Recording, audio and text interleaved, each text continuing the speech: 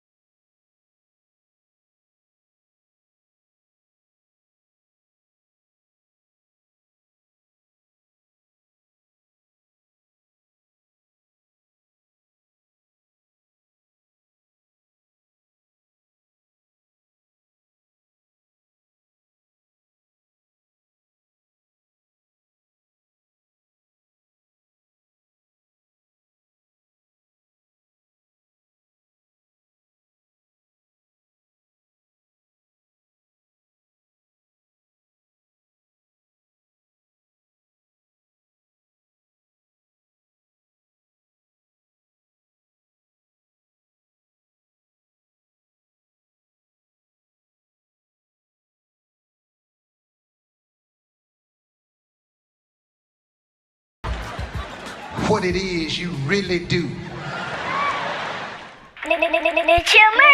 Yo. What it do? I'm your host with the motherfucking most, Chill motherfucking Murray. Live from the Spot Podcast. Shout out to everybody tuning in and not tuning in. You know how we doing, how we rock. Everybody in the chat. What it do? Amelia Mendez, Glenn, Madman, Lyricist, and everybody in the chat, thank Fury B for the bat signal. Because I literally was just sitting there for a second. And then the homie, Madman, what it do? Then the homie hit, I think it was he hit the Patreon as well as he hit one of the comments. And said, yo, they got him. I said, oh shit, I gotta get up. I gotta get up. Damn, I hope that didn't show on the camera. Okay, good. All right. But yeah, man. I was I'm not shocked because we had predicted so we're gonna look at the Sloan Bella joint again tonight. But I wasn't I was shocked, but I wasn't shocked because I thought they was gonna get this nigga in like October. I didn't think they was gonna get him this early. But it makes sense if he's going to jail, or just if he's going to trial in November. It makes sense that they caught him now.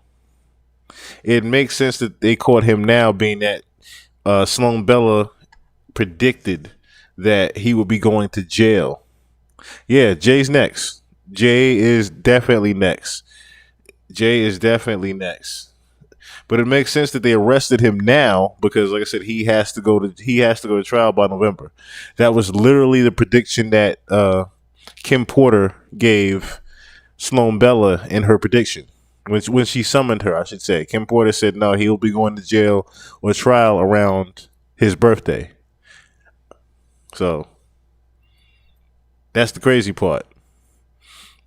So real quick, I mean, like I said, this is a very impromptu. So we're pretty much just gonna be going over a lot of things that we got. We can go over we can pretty much go over all of the court cases if y'all want to. We can pretty much go over all the court cases. Like I got Crystal McKinney's case pulled up. I got Miss English case pulled up. I got Rodney Jones case pulled up. I still got Don Richards case pulled up.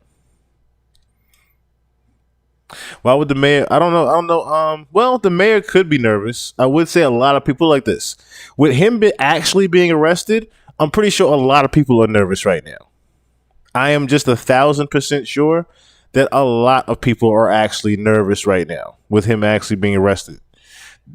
This is one thing that they didn't expect. Breaking news to tell you about: Sean P. Diddy Combs has been arrested, according to TMZ. According to the New York Times, he was indicted in New York by a federal grand jury and was just taken into custody in Manhattan. As we know, he's been the subject of an investigation for some time now, Marla. Fox 11 was first on the scene, in fact, in March. Here's that shot from Sky Fox when federal agents raided his Holmby Hills. So this is connected to that raid. There was also a raid of his property in Miami. His team tonight, his attorney putting out a statement saying, quote, he is an imperfect person but is not criminal, and goes on to say that they are disappointed with the decision to pursue what they believe is an unjust prosecution of Mr. Combs. So we're going to have a lot more on this throughout the night here on Fox 11. I wouldn't go as far as to say unjust. I wouldn't go as far as to say unjust as far as his lawyers go. They wrong as hell for even saying that. As far as Kendrick Lamar's song, I think it was amazing timing, considering he dropped it the same night of the VMAs. So he's saying time to watch the party die. And then considering what just happened with Diddy, the same exact thing is happening right now. That's why I even took it upon myself to title it No More Parties in LA. If you remember, Kendrick was on the same song with who's under, serious distress right now with Mind Control, Kanye West. Kendrick Lamar was featured on a song called No More Parties in LA. That's exactly what, I'm glad he stayed away from and frayed away from. So Kendrick Lamar is saying, yo, it's time to watch this party die. If you remember in Meet the Grams, which had a very similar beat from Alchemist, he also talked about, it's some sick and weird twisted industry shit that's going on, and these hip hop artists are here to police it. So he already has started to venture into talking about, the darker parts of the industry, the sex trafficking and things of that nature. So now with Diddy going to jail for, that exact thing that Kendrick was talking about, it's only a matter of time now before, the dissecting of the lyrics, because I haven't dissected the lyrics just yet, but it's only a matter of time before certain lyrics are going to start popping out and coming to fruition from that particular song. I think that song was more so of a predictive programming than anything. That's what I think of the K. Black Air Force's record. He's pretty much putting on this Black Air Force energy, letting you know that, hey, it's not time to be pussy right now. It's time, if you want to speak your truth, be about your truth and just be about that and stay about that. Stand on business with the Black Air Force energy. Diddy is going down. Diddy is going to jail. Diddy is definitely going to jail. So TMZ actually put out the report. How long ago was this? 6:48.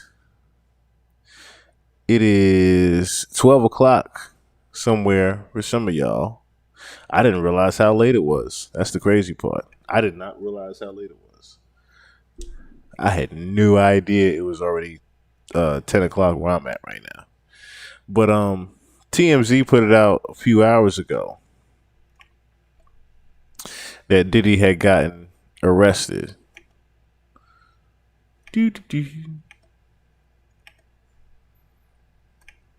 So Diddy arrested by feds in New York after grand jury indictment.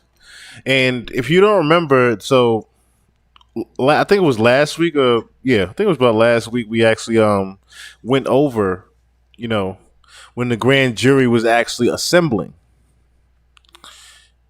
And you know what? Let's go over that real quick before I even let me just read this real quick. So a law enforcement source tells TMZ the arrest was scheduled for Tuesday, but something happened that caused the feds to move in a day earlier. So Diddy was just arrested and taken into federal custody in New York Monday night TMZ had learned. Sources tell TMZ Homeland Security swooped in on a Midtown hotel late Monday where Diddy was staying, and they arrested him. So I was trying to find footage on that, but it looks like they just pretty much have pictures, but not necessarily. These are pictures, of course, from the raid. These aren't the pictures from when he got arrested just now. We have unconfirmed reports the feds are searching his hotel room. We're told Diddy was taken into the FBI field office in Manhattan. It appears the action was taken in connection with the ongoing criminal investigation into alleged sex trafficking and other offenses that led to search warrants being issued and executed at Diddy's homes in Beverly Hills and Miami.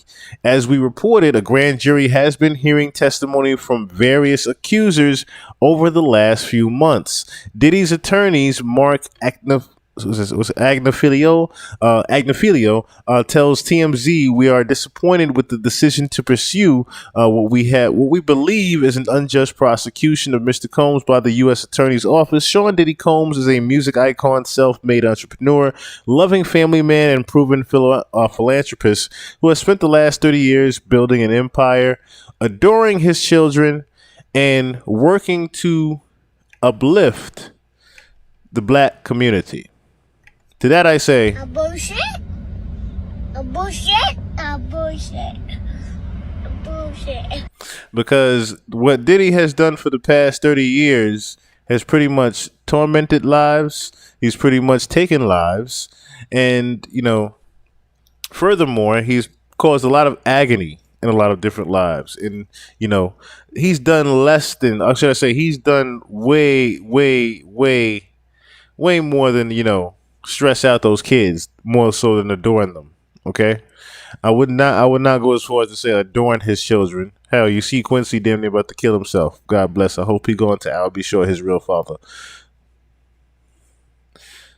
I wouldn't go as far as even talk about what he's done with those children. He's adorned his children, those same children he left on the lawn to be put in handcuffs by the feds while he was trying to vacation and get away. But he adorned those children. Yeah, he definitely was building it. Jay Porter, what it do? He definitely was building an empire. Building an empire of trafficking, exactly. Straight from D.C. What's up, my nigga? They should arrest Hove at the Super Bowl. Now, that would be something to see. If they arrested Hove at the Super Bowl, that would be kind of crazy. That would be crazy. That would be kind of crazy. His attorney, Agnophilia, rhymes with pedophilia. Ain't that something? Ain't that something? Rhymes with pedophilia. But, so, Agnophilia adds, he is an imperfect person, but is not criminal. To his credit, Mr. Combs has been nothing but cooperative with his investigation, and he voluntarily relocated to New York last week in anticipation of these charges. Please reverse the judgment until you have all of the facts. We have enough facts. We have about several different fucking court cases we can go through today. If we wanted to put Diddy in court today, we can do it here on the pod. These are the acts of an innocent man with nothing to hide, and he looks forward to clearing his name. You know what?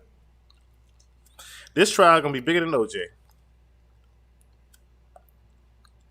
I said it. It's gonna be bigger than the R. Kelly trial, for sure. But this one, this witness line around is gonna be round the block. The witness line for this nigga when he going on trial is going to be around the block. A couple of Manhattan blocks. Hard to get a ticket here. That's gonna be one of those right here. This one going to be, ooh. Like I said, this is gonna happen in November. All right, so who's about to look up? Grand jury. Where we at? Ah, that's what I was looking for.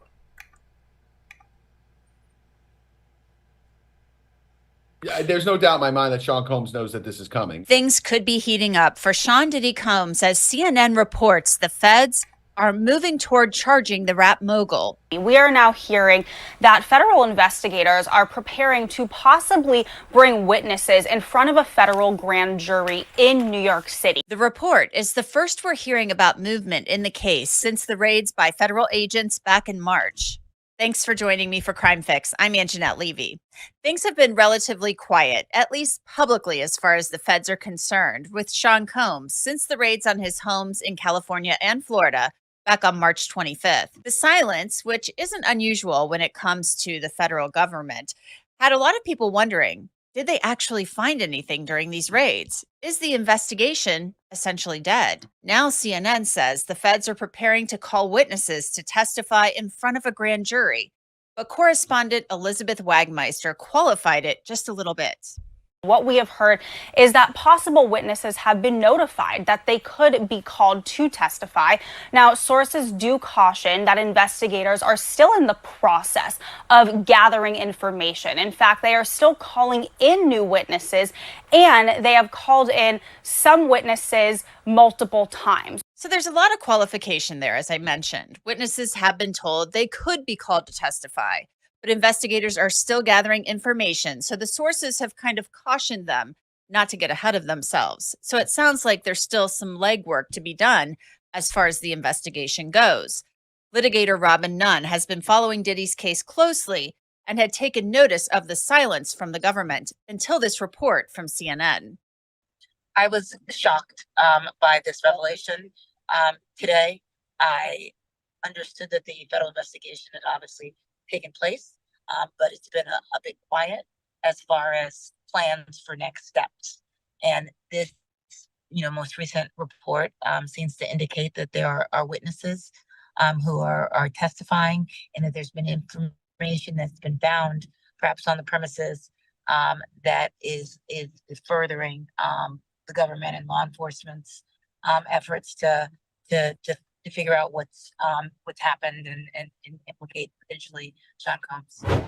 This is a law and crime legal alert. Google Incognito tracked users' browsing data without their knowledge. Mass Tort Alliance, one of our legal sponsors, is helping, and many others. So the report confirmed what I was saying for the past 3 weeks, is that I think that a grand jury was meeting. I think that the grand jury is considering a vast amount of information and charges that are going to be surrounding Sean Combs. I think that it's going to be vast and encompassing years of different kinds of criminal activity. And I think there's going to be a lot of either co-defendants or unindicted co-defendants, depending on who they give immunity to and who's going to be a cooperating witness. Now, you might recall that Bradford Cohen actually predicted here on Crime Fix last week that an indictment would be coming in the next 3 to 4 weeks. Cohen's not only represented a lot of famous people who've been in trouble, he's also a former federal prosecutor. So what does he think about CNN using words like potentially and saying witnesses could testify? I think that they are always trying to be cautious when it comes to indictments, especially indictments on such serious kind of accusations. They certainly don't want to have lawsuits on their hands for saying things that might not turn out to be true, even though they might have a source that might be telling them one thing. Usually it takes more than one source to tell them something, that they can confirm it through another source or through another way. And if they're having an individual telling them something just to make sure, until they know for sure, they always encompass the language. Oh, it could be, it might. You know what's crazy though? The reason why I think this even happened, notice how they said that they were going to swoop in on them Tuesday, but they say, you know what, we're going to do it early. The reason why I think they did it early was because they had enough evidence from that Don Richards case. Remember when I said last week when we were reading it, that it literally circumferenced all of the other cases? It literally did. It literally put the nail in the coffin. So with her saying everything that was on, remember, majority of Dawn Richards' case considered of times where she was around Cassie, the original case that started this whole thing. And with Cassie still working with the feds, again, notice how it was a federal indictment and the feds would swooped in.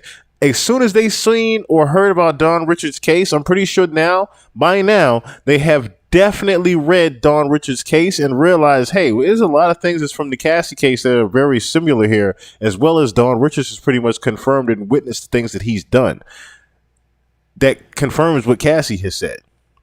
So now we have multiple witnesses overlapping each other saying the same exact thing that they say he's done in different lawsuits. That's what's pretty much putting the nail in the coffin for a grand jury to indict him now. Because if you have everyone saying the same exact thing, it's almost like the saying says, if everyone's saying the same exact thing about you, something must be true. I'm pretty sure they're putting 2 and 2 together with thinking about that. A lot of things that people are saying about Diddy is pretty much becoming true right now. Gene Deal going to go from a witness to Puff's co-defendant in the murder of the Notorious B.I.G. See, that's the thing, right? Gene Deal, being that he wrote an entire book on the night of that and has been getting called crazy for the past decade about this, I know Gene Deal is probably popping a champagne bottle right now. Gene Deal is popping a champagne bottle right now, and I guarantee you he's pretty much going to say, you know what? If they call, he said it already in a couple of times, or if they call me to the stand, I will definitely be going. I will definitely be going and I'll be more than happy to testify. Be more than happy to testify. And I can't wait for that day. I cannot wait for that day. Because Gene Deal is going to be one of the people that definitely is not going to pull any punches in regards to Diddy. He's one of the main people that know a lot of the things that happened back then. He knows a lot of things that happened back then. Now, you have to also remember about Roger Bonds. You have to also remember about Roger Bonds. What if they were to call Roger Bonds up to the stand? Roger Bonds has a lot of intel as far as the later years around the Cassie time. See, that's the thing. Gene was around for early Kim Porter, but Roger was around for right before Kim Porter was deceased. What it do? Only one Zane. What it do? What it do? They finally got him. They finally got him. They are finally got him. We are yelling cheers right now. We are yelling cheers right now. And I'm pretty sure the heavens are also saying cheers right now. I'm pretty sure the heavens are saying cheers right now to this one. I would not be surprised. Now, it's funny that y'all mentioning Gene Deal because Gene Deal actually recently predicted that Diddy would be going to, I should say, he actually predicted that Diddy was going to be arrested by September. He literally had went on, I think it was Art of Dialogue, and said Diddy is going to be arrested by September. So that was a pretty good. So that's almost hitting the nail on the head with him being arrested right now. No, he said he's going to be arrested before September, but that was almost hitting the nail on the head that he's, getting there now. Oh man, yeah, that's crazy, man. But have you been hearing any news about him getting indicted or no? No, one of my friends who was actually in the studio with him said that Homeland Security brought him in, and this dude is he's a fraternity brother of mine, but he's also a producer, an engineer, and he was in the studio the night one of the girls made a complaint. The night something happened to one of the girls. And he told the lawyer everything that the girl told him, which was crazy. And Homeland Security brought him in. So he told them they...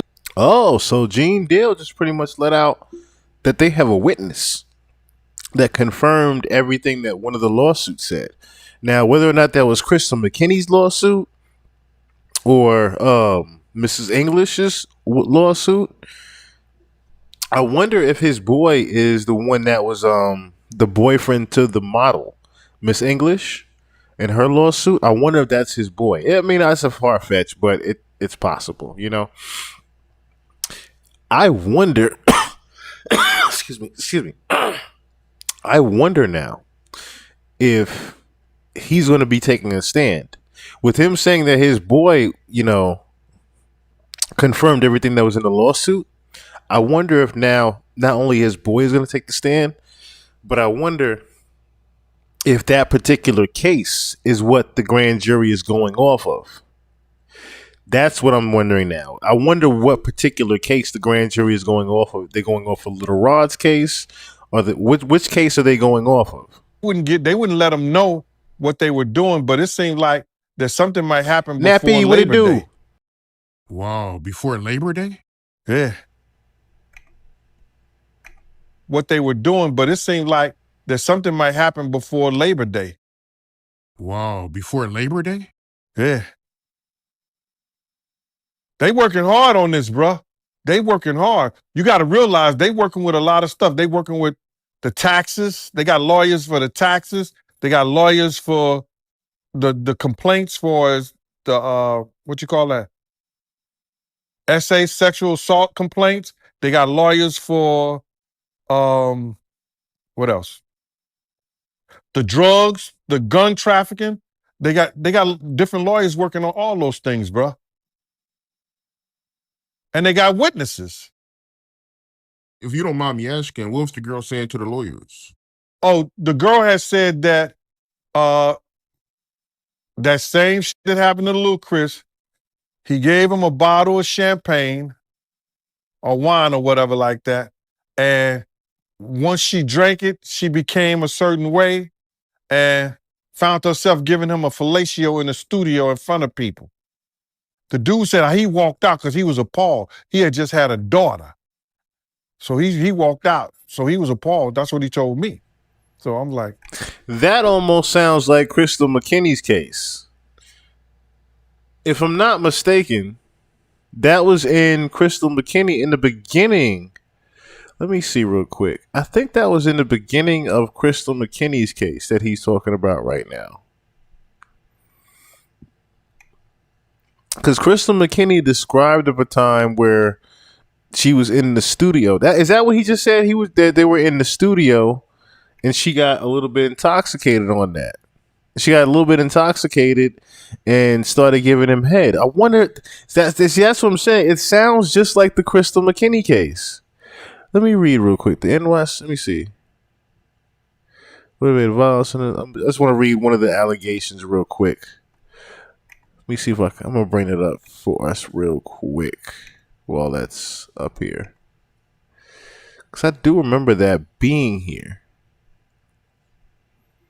I could have sworn I remember hearing that in one of the allegations. Let me see what I can remember here. 1998, a televised modeling. Where's it? MTV told TRL located. Let me see. In 2003, when Plaintiff was 20 years old, a fashion designer invited Plaintiff to attend Master Fashion Week. Okay, so Fashion Week. Then where's the meeting at? Plaintiff, there it is. Okay, so Plaintiff meets Combs at his studio, where he drugs and sexually assaults her. So later that night, Combs requested Plaintiff come see his studio, located at 321 West 44th Street, New York, whatever the zip code is. Plaintiff felt reassured that she would be with the others at the studio rather than alone in a personal residence. When Plaintiff arrived, she found that Diddy and several other men were seated together. She found that they were passing around a bottle of Hennessy and joints. After Plaintiff sat down, one of Combs' associates asked her, "Do you smoke weed?" To which she responded affirmatively. Combs' associate replied, "You've never had weed like this before." So this is when McKinney later came to understand that Diddy had laced the joint with the narcotic or other intoxicating substance. So with Combs, when Combs had passed her the joint, McKinney took a hit, which felt very powerful. Although McKinney insisted that she had enough after that, Diddy had pressed the issue for her to imbibe in more alcohol and marijuana by telling her that she was acting uptight. So McKinney, of course, felt as if she was floating. Then she was very intoxicated. Diddy demanded plaintiff follow him, and he physically led. So basically, just got her up and just pulled her hand or whatever. Diddy pretty much knew that she was fucked up, so Diddy pretty much just grabbed her and took her to the bathroom. In the bathroom, Diddy forced himself on the plaintiff and began kissing her without the consent. Diddy then shoved her head down to his crotch before commanding her to suck it. McKinney refused, but Diddy pushed her head down onto his phallus and forced her to perform oral sex on him. As she was being assaulted, felt panicked and physically sick. Afterwards, Diddy led plaintiff back into the studio. Upon standing and walking, McKinney felt more and more woozy and then lost consciousness. Okay, so then she awakened in shock to find herself in a taxi cab heading back to the designer apartment. So, needless to say, that's what happened. That's pretty much what he's describing right now. He's even describing at the time where she pretty much got too fucked up, didn't know where she was at, and pretty much started giving Diddy head right there in the studio. That's crazy. That's the same exact time that happened. See, let me see.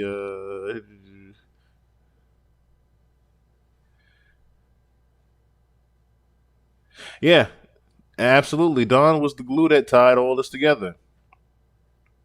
Melanated Muslim. Melanated Muslim, what it do? What it do? I sue.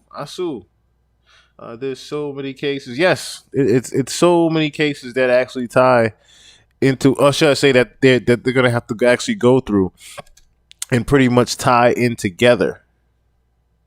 But that's crazy that that's who he's talking about right now. And I'll bring it back for those that didn't read what we were talking about. Never like that. And they got witnesses.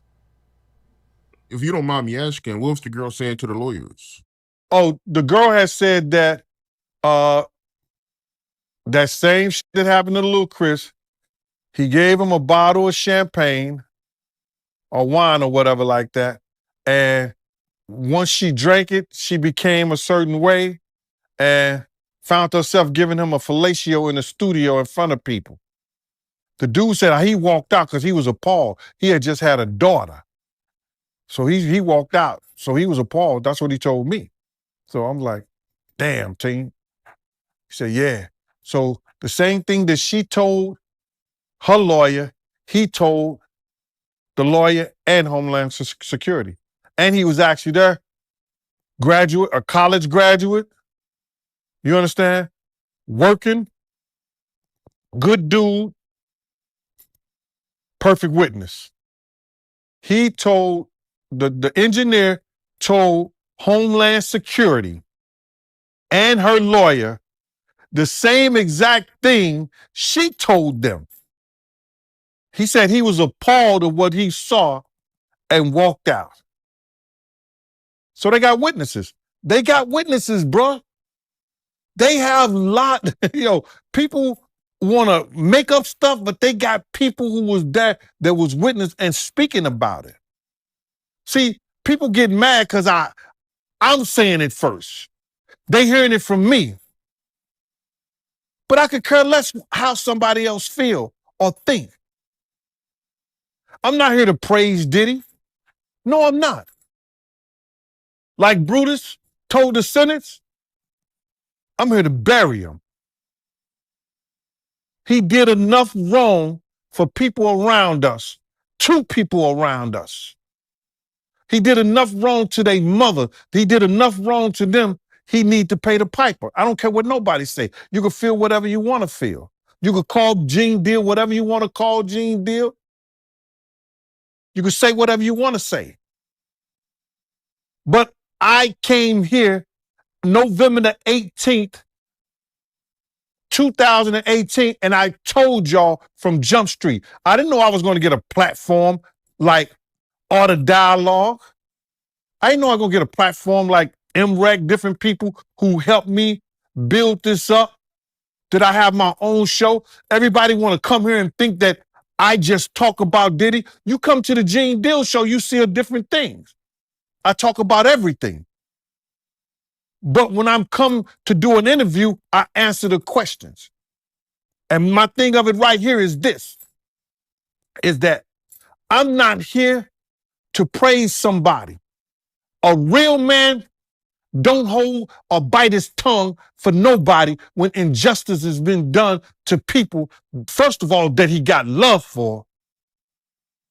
And second of all, for when somebody know that somebody is wrong. I've been saying the same shit since 97, Mighty. I was the one in there holding Big's mom's hand while she crying.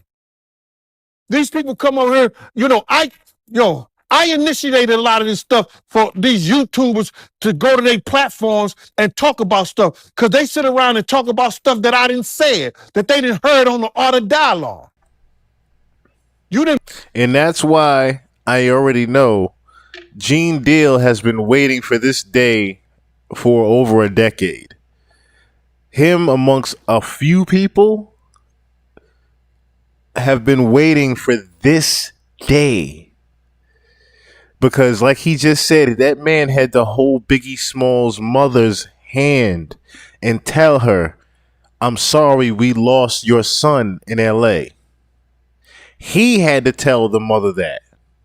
The security, it was his loss that night that he had to feel. Understand that. He saw and knew about all the dirty, dastardly things that Diddy has done behind the scenes. It was him that knew about. I need to find that clip too. Him talking about that night. There's a specific night that he is actually talking about. Diddy was pressed by a Muslim outside of a club, or outside of a party that they had left. And pretty much the Muslim had grabbed up Diddy and hemmed him up against the wall. And Diddy backed up. Gene was like, no. Back up. I understand what this is. Pretty much almost like he got pressed for over some money or something.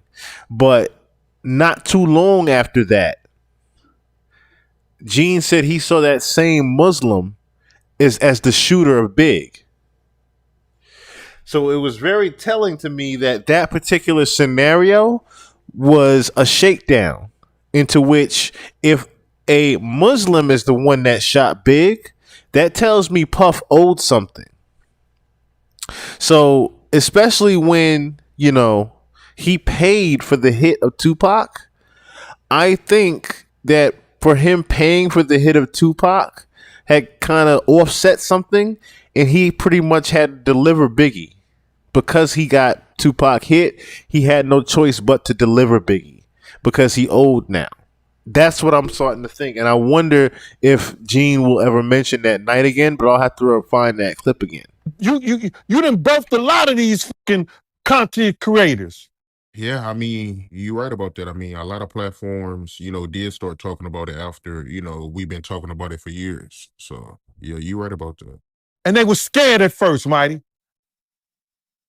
They were scared to say anything. But my thing is this, right? With all the money and fame that Diddy has, why is he out here drugging females to get fellatio? You would think, him being who he is, he don't got to do that. Bruh, he's a different dude from when I was around him and people was like Suge even said that Puff is different now. You understand? When he went to California, man, that's a whole nother stuff, man. Dudes in New York wouldn't even, he probably was doing a little of that stuff right there in New York around people and things like that, but he knew who to do that around. You understand what I'm saying?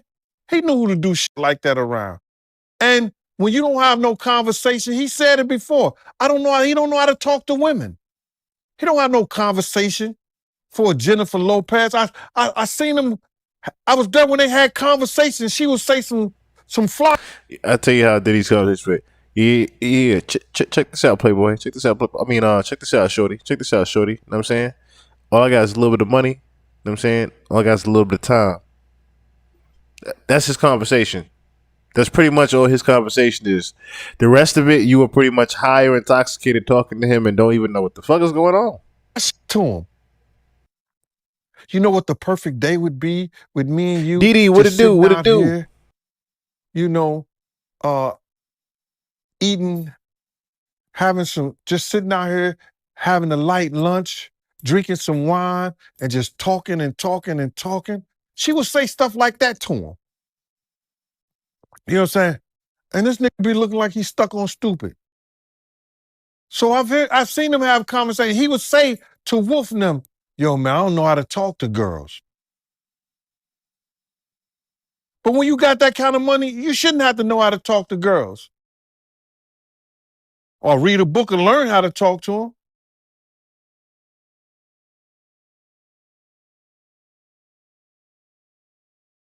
Or read a book and learn how to talk to them. I know that's right, Gene. I know that's right, Gene.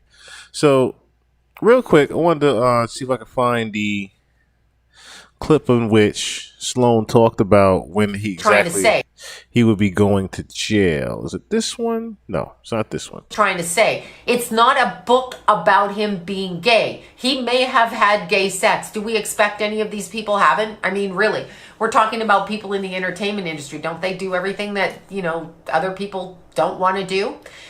I mean, or maybe other people want to do but can't because they'll get fired from their job. In Hollywood, you can do it, right? In the entertainment industry, you can do it.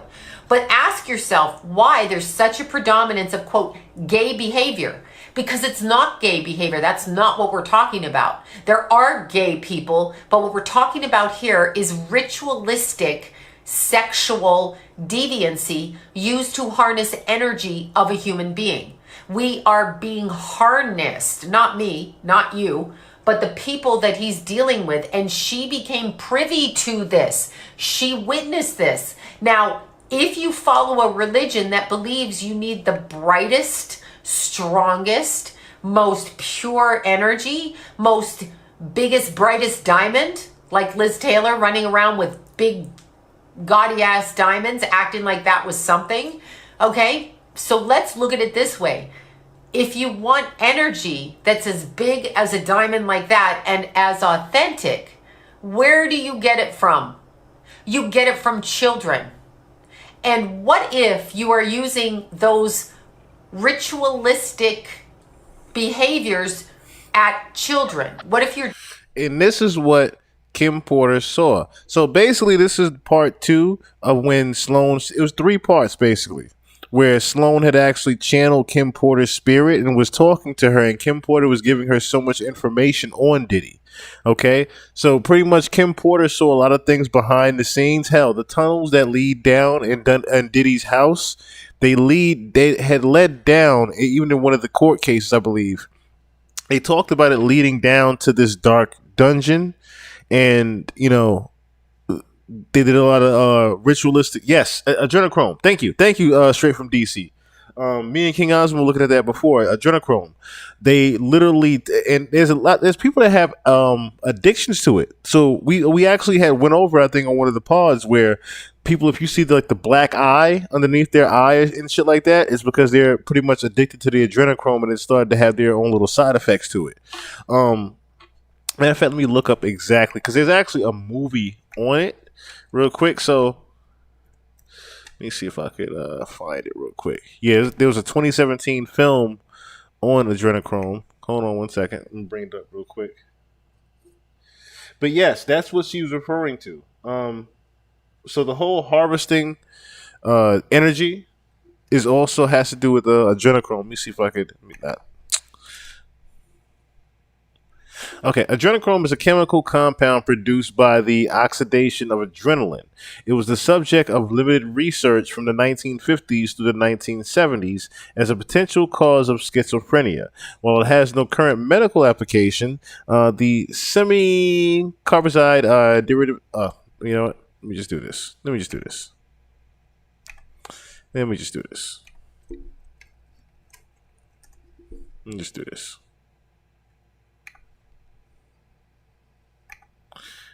I'll just show this.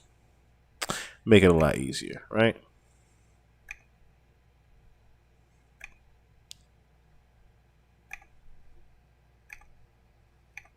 So, comes from Wired.com. The dark virality of Hollywood blood harvesting conspiracy. The Dark Ages were rife with plague, fanaticism, and accusations that Jews secretly fed off the blood of children. In 2020, we too are beset with plague and rampant medical misinformation and a persistent rumor that global elites torture children to harvest the chemical adrenochrome from their blood, which they can inject in order to stay healthy and young. A favorite topic of interconnected Acnon and Pizzagate conspiracy communities, so-called adrenochrome harvesting long predates these groups. It has, however, resurrected during the COVID-19 pandemic. Google Trends shows significant spikes in searches for adrenochrome in March and June of 2020. It's prevalent on TikTok, YouTube, and Instagram. Reddit removed a dedicated adrenochrome subreddit on July 30th. On Friday, July 31st, conspiracy theories plan. I don't know why it came up right there. Conspiracy theorists plan to hold the first Child's Lives Matter protests in Hollywood to expose child trafficking, advertising the event with references to adrenochrome. Now, Also to note, Jaguar Whitehead spoke about how, if you guys don't remember when Diddy did the whole remember when, speaking of COVID-19, remember when Diddy went live on IG and he pretty much had all his kids saying their names and how and then he showed the little white girl, Ava Baroni?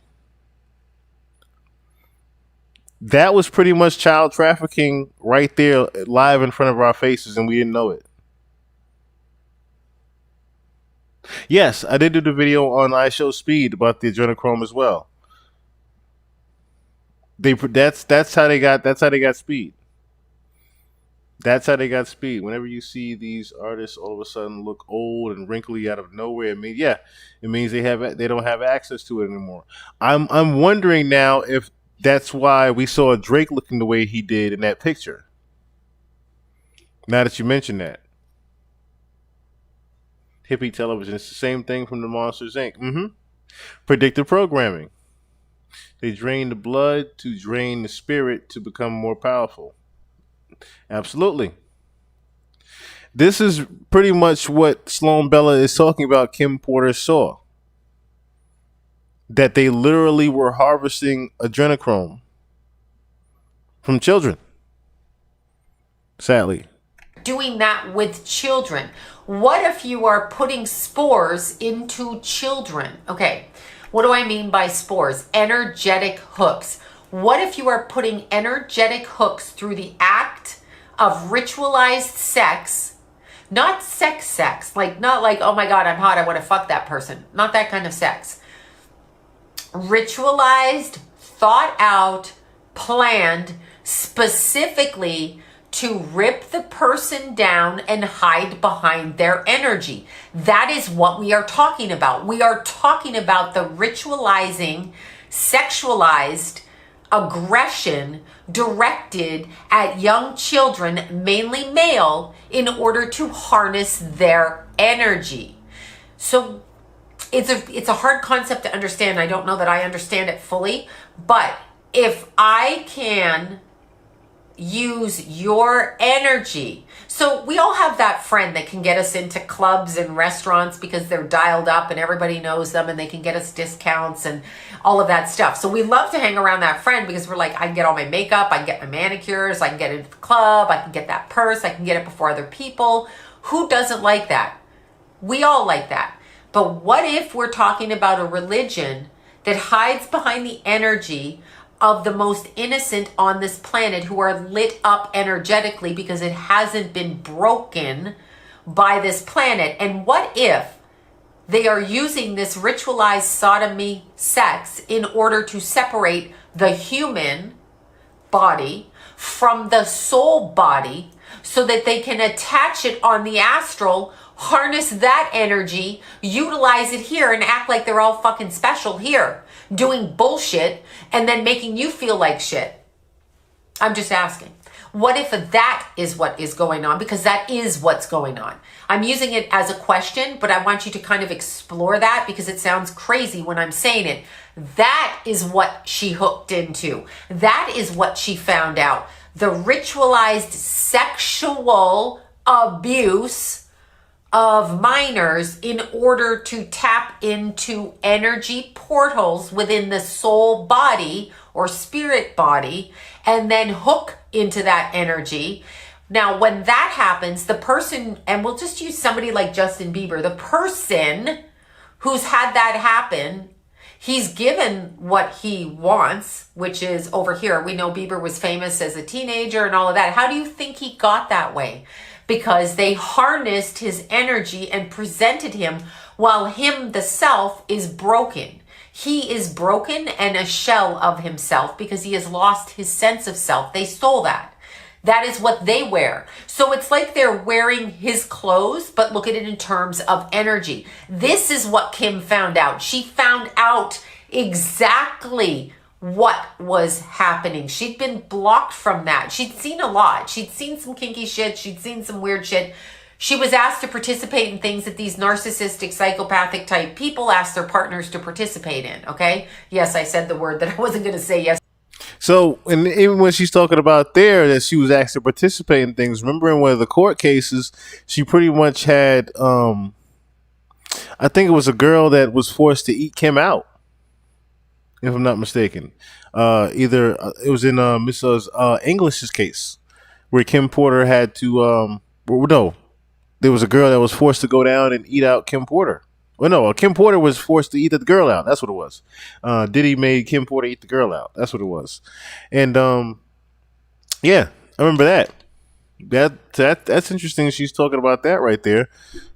Yesterday, but that's exactly. Also, Kim was also doing a lot of swinging with Diddy. So, and Gene had mentioned this before that, you know, Kim and Diddy were pretty much swingers, you know, even when J-Lo was around. That's what happened. She came across the ritualizing sexual abuse, and that's where she drew the line. That is not okay. Now, as much as they say, let me word it this way too. We hear a lot of stuff online about universal law and they have to let us know. No, they don't. Don't buy into that shit. No one has to let anybody know anything. Do you think the criminal calls you up and goes, hey, bitch, I'm going to rob your house later tonight? I don't think so. I think that they rob your house through opportunity. They have taught us to think incorrectly about what's going on. Most of us don't believe there's anything else outside of our physical body. Kim knew there was. She knew that her baby daddy was strong, powerful, but when she found out how he got that power for real, it scared her. She is protected. She is fine. Like she's not stuck anywhere where there's a problem with her. She saw. So I actually feel that the passing of Kim Porter opened up the knowledge of what this man and there are others. Big, huge dinner party. And very, very ornate and very, very, it reminds me of a legal boardroom table with all, like, you know, you walk into a expensive law office and there's like huge ass table and you're like, well, it's only me and him and then you, right? You're like, why am I here? It was this huge table like this, very ornately decorated, crimson coloring. The chairs are huge and high behind you. And when she saw what she saw, I feel like, okay, I'm going to say this. I feel like she slipped through a dimension. And I'm talking when she's alive. I feel like that's why she was giving information to the, quote, authorities. Forget the book. It's not just about the book. It's about that, what I'm talking about. And I feel like the veil was let down in front of her and she actually walked through like a dimension and what she saw flipped her out because she became very frightened. I got that very, very strong, very mistrusting. She feels comfortable now. She's been on the other side long enough where she knows she's protected and there are many. This is ritualized sexual abuse used in order to invoke power and energy and hook, and I use the word spores, that's like just the word I use. Just think of a dandelion and those spores blowing everywhere. They do that inside your body through behind. As I was saying before the video got cut off, they do that from behind you in the physical sense because it's an easy pathway to the chakra system, and through the crown chakra, they can harness your energy. That's why, do you see this? This is happening now. Do you see it? The camera cut off and now it's going back and forth. So another thing that when she does this, sometimes the camera will do that back and forth thing. It's because of how strong the actual energy is she's actually pulling in. Just so you know, and that's why she had to cut the camera off. And here we go. They can harness your energy. When they harness your energy, they own your energy. Think of a horse and wagon. If the horse has the bit in the mouth, you have the reins. Do you see that? Do you see that's happening? We're doing this again. Here we go. We're doing it again. The horse is led by the person who has the reins. The person who takes the action to destroy the self-esteem. The horse is led by the person that has the reins. Of the underaged, pure child whose family has said, here you go, we want this for him, which means they want it for themselves. When that family steps in and hands over that youthful person, they break the spirit of that person. And once they've broken the spirit through their actions, they control the energy of that person. Because by breaking them, it's not like we describe it as like people who don't have self-esteem, people who don't feel good about themselves. They're very moldable and manipulated. But what it actually is it's tearing away of the soul body, which harnesses 99% of our energy. Because the physical is just what we're here to walk around in. It's like the car. The person driving the car either has the skill or doesn't. So they are breaking the physical from the soul body and tethering the line that connects the two and hijacking it energetically. That's what she found out. And she was asked to report on it. Obviously, we're on Earth, planet of logics and logistics. So they asked her for actual information. And there are other people repeating information about his behaviors because there's certain things he does that are illegal on this planet, in this world right now, that don't include the metaphysical, that are involved in the rituals. And that is what is being gone on behind the scenes. And that is the intelligence that's being gathered. This I got really strong. Now, when we're talking about the harnessing of energy, it is to break down the psyche of the human being so that the human being, the person, the child, doesn't see their power, their gifts. They target people with gifts, like gifts of strong fortitude, gifts of light in their eyes, creative gifts, and they claim them as their own. They claim them as their own. And sometimes you will see people with remarkable gifts, but those people have taken that from someone else because it's an energetic bending of sorts. It's a bending of energy, and the bending of that energy is what we're talking about. Now, in our day-to-day life terms, she witnessed and heard something that was going on. Now, this is where I think I brought up Ohio. Columbus, Ohio, again, I apologize. It was Columbus, Georgia. But I think I brought up Ohio because I think she was trying to tell me it was through the middle of the country. So we know what we're talking about here. We know about backroom deals. We know about this. So think of where Ohio. When I'm thinking about Ohio, right? Remember we went over the map before? Let me see. She said it was coming from the middle of the country, right?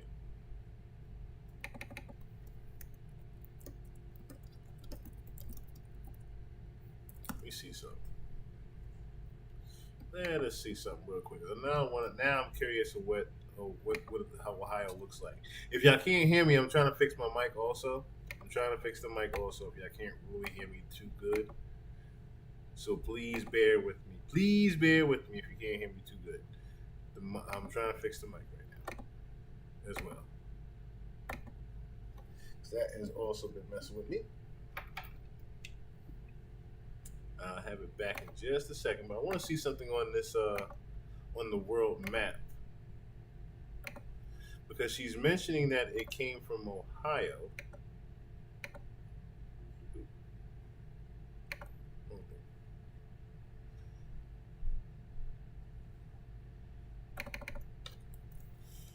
Matter of fact, go back.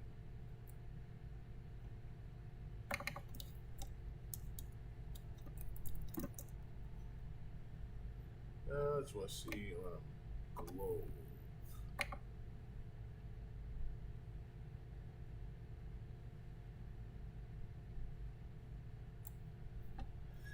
This will be more. Yeah, so let me see exactly what I'm looking for here. So she said Ohio. Where's Ohio? There's Idaho. Where's Ohio? Where's Ohio on the map? Where's Ohio? Let me see something.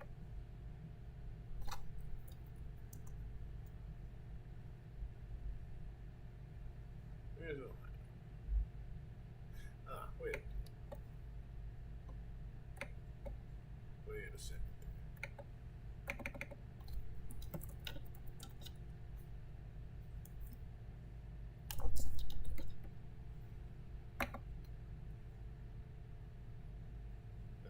Okay, here we go.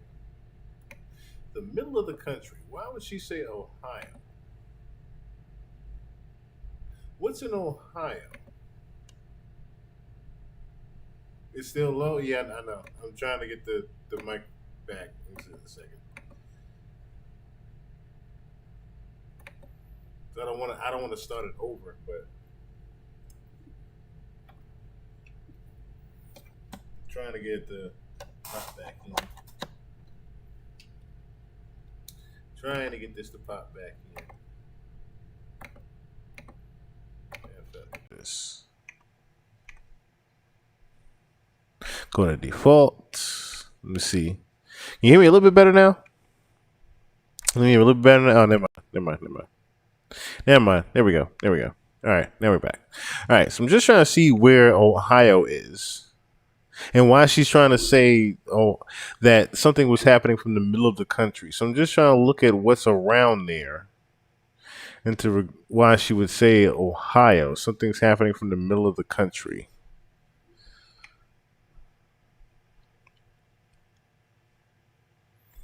Because what would be considered? Well, the middle of the country would actually be considered the Ozarks, wouldn't it?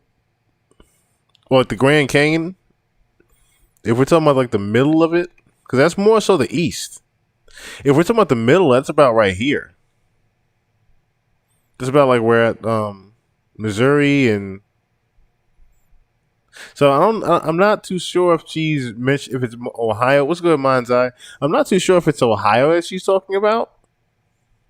That part might be a little bit shaky. It's logistically located, and think about it going through the middle of the country, and think about trains going through the middle of the country with product on the trains. You know what I'm saying? Okay, so yeah, it's definitely not Ohio she's referring to. She's definitely talking about the Ozarks, because we talked about the underground city that was in the Ozarks. So I feel she got an eyeful just before she died of information, and it would be the 2 years before she died, but specifically 3 months before she died, of information. And I don't think that he would. Yes, you're absolutely right. A lot of land, a lot of caves, possible tunnels, perhaps. So it's a lot of that was in like I said, in the Ozarks. It's a lot. It's a whole underground city that's actually there. I think that's what she's actually referring to. When I'm thinking about the transport and things like that, that's what I'm thinking of. And you know what? Since this live is going to pretty much go to the Patreon, Which shout out to everybody that did subscribe to the Patreon. I greatly appreciate you and love you guys. I greatly do. I seriously do. Especially with me being, bad times right now for me, but I greatly appreciate you guys subscribing to the Patreon. So, our brother's going through some hard times right now. So if I'm gonna pull up right now, and being that this is going to the Patreon, I think I'm gonna pull up right now. Let's go into the Ozarks. Because like I said, I'm probably going to take it out later for YouTube purposes before they actually try to remove it or block it or whatever. Let me see some Ozarks. Jesse Ventura. Let me see if I can pull up the whole. So like I said, they're probably going to be mad that I do this, but I do not care. I do not care. Gonna see if I can find the whole episode here. We'll let this play real quick though. Be the only one that would want her to shut up. And how they're going to sell it, package it, and market it to the public is he was gay and he didn't want it to get out. Come on now. Come on now. Do you really think that's it? I'm asking you guys to think. That's not what this is about. I mean, he can be all of that. Yeah, he can be whatever he is. But that's not what this is about. This is different. And she saw it. And she saw how they got to where they are doing what they do. That's what she saw. And then she realized, and I'm going to tell you something. I feel like Kim spent 2 lifetimes having this shit happen to her. And I think she came back in with the same group of people to try to correct that for herself. And she got taken out again. And I'm being serious when I say that on an energy level. I feel like she literally had this happen most recent past life. And then again, and I'm getting a confirmation on that. I'm getting a head shake. Yes. I feel like this happened 2 times in a row. There will be what we call justice for what happened to her, but it's in a different way. It's going to come across sideways from a very unexpected source. It's nobody in her family. It's none of her friends. It's somebody sideways that's finally going to step up and tell the truth. So this is my second video on Kim Porter and her baby daddy and the energy around this particular situation. And I want you to think about it for a second. The harnessing of energy that isn't in the physical. So where is it and how do we access it? That's what the actual issue is. It's not like this man is gay and so we're just going to take everybody out because we don't want anyone to know he's gay. That's ridiculous. That's not what's going on. And once again, my name is Sloan from SloanBella.com. So I'm trying to find this video here, and I just noticed. All right, have a good night, Melanated. Have a good night. D. Malley from Cali. What it do? What it do? Ohio is actually the halfway point between the Mississippi River and the Atlantic coast. But I'm just trying to figure out why she would even say that, things were coming from the middle.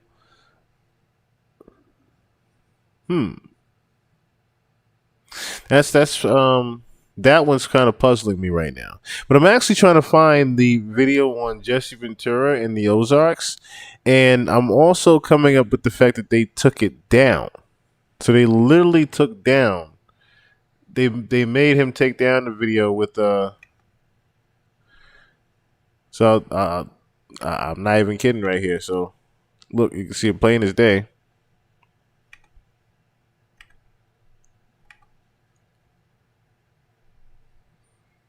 YouTube takes down conspiracy theory with Jesse Ventura. Like I said, I'm trying to find some TikTok videos on it for us, but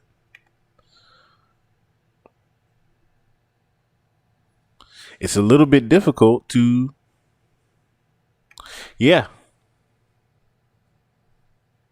And I'm wondering now if they tried to hide it behind a different video. But they literally have taken down that video that he did on the Ozarks. And I know why. I know why they did that. I know exactly why they did that. Because, especially with Jesse Ventura being, someone of his stature, I can already assume that they say, hey, we know that you were on to something, but we can't necessarily, let you disclose that to the American people.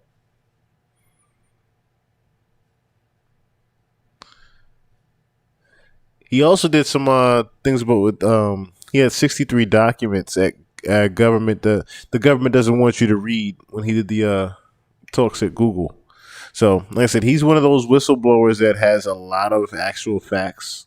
So I know why they didn't want him to necessarily spill the beans, so to speak, on what that could actually be. Hi, everyone. I'm Sloan from This is the one I was looking for here. SloanBella.com. This is the one I was looking for here, I believe. And there is a moving away, both in a physical sense and an energetic sense. But remember, they are shutting his mouth. He cannot Yes, this speak. is what. So that's coming up on him. Like, that's happening. They're literally, energy. Okay, this is the one I was looking for here. So pretty much here, she's going to go into how this whole thing is going to play out. She's pretty much going to go into how this whole thing is going to play out as far as him going to court, when he was going to go to court. Kim Porter pretty much let her know. And they will find out what he did. So somebody is legally representing her in her death, is what I'm being told. I don't know who it is or how that works, but somebody is representing her. I am not without basis for somebody to help me. She's being helped, and it's not behind the scenes. Somebody on this side is helping her image, her memory, her spirit on that side. She is not going to remain listed as a pneumonia death. I mean, it might be, but people are going to know what happened to her. She's a really good girlfriend, and there's a series of girlfriends, actually. There's a whole series, and I distinguish a difference with one of them because the girl's hair color is different. So this other woman looks like an actress as well, who was very close to Kim Porter. And she had, I'm just going to say it, like strawberry hair, or the hair is strawberry. She prefers that color. She's been secretly working behind the scenes to get information. And don't think, if you're in his circle. That would be Tiffany Red. That's the link to the Patreon. New Eyes, what it do? That would be that's the link to the Patreon right there. And yes, that she's talking about with the strawberry hair. I'm thinking she's talking about Tiffany Red. But if she's not talking about Tiffany Red, I think not Tiffany Red. The young lady that gotten shot. What was her name? Shine shooting victim. What was her name?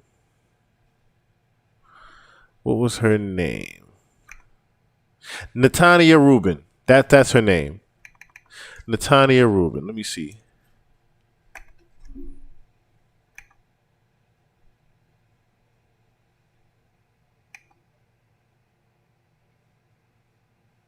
Well, I mean, it's not necessarily strawberry hair, so it would have to be Tiffany Red then. Because Tiffany said she was actually working with the feds as well in regards to helping Cassie. Yeah, it has to be Tiffany Red. Because if I'm thinking strawberry hair, yeah, I was thinking it was it's not it can't be Natania, because Natania's hair is black as brown. But if I'm thinking strawberry hair, it's gonna be Tiffany Red. That's the only person I can think of. And Tiffany Red, we literally just saw, was on Tisa Tells. She's been in. She's had numerous clips herself. So I'm pretty much guessing that that's who they're talking about. When Tiffany Red has got to be the only person that would be helping, considering that was Cassie's friend. Or you're around him, that you're untouchable, because they're telling me he is being brought down. He is being sacrificed in favor of his mentor. So there is a mentor that did to him what he did to this current girlfriend and to Kim Porter and every other person that he's been around to take advantage of on an energetic level. He is now going to reap that. That is now happening to him because they don't want the person who groomed him to go down.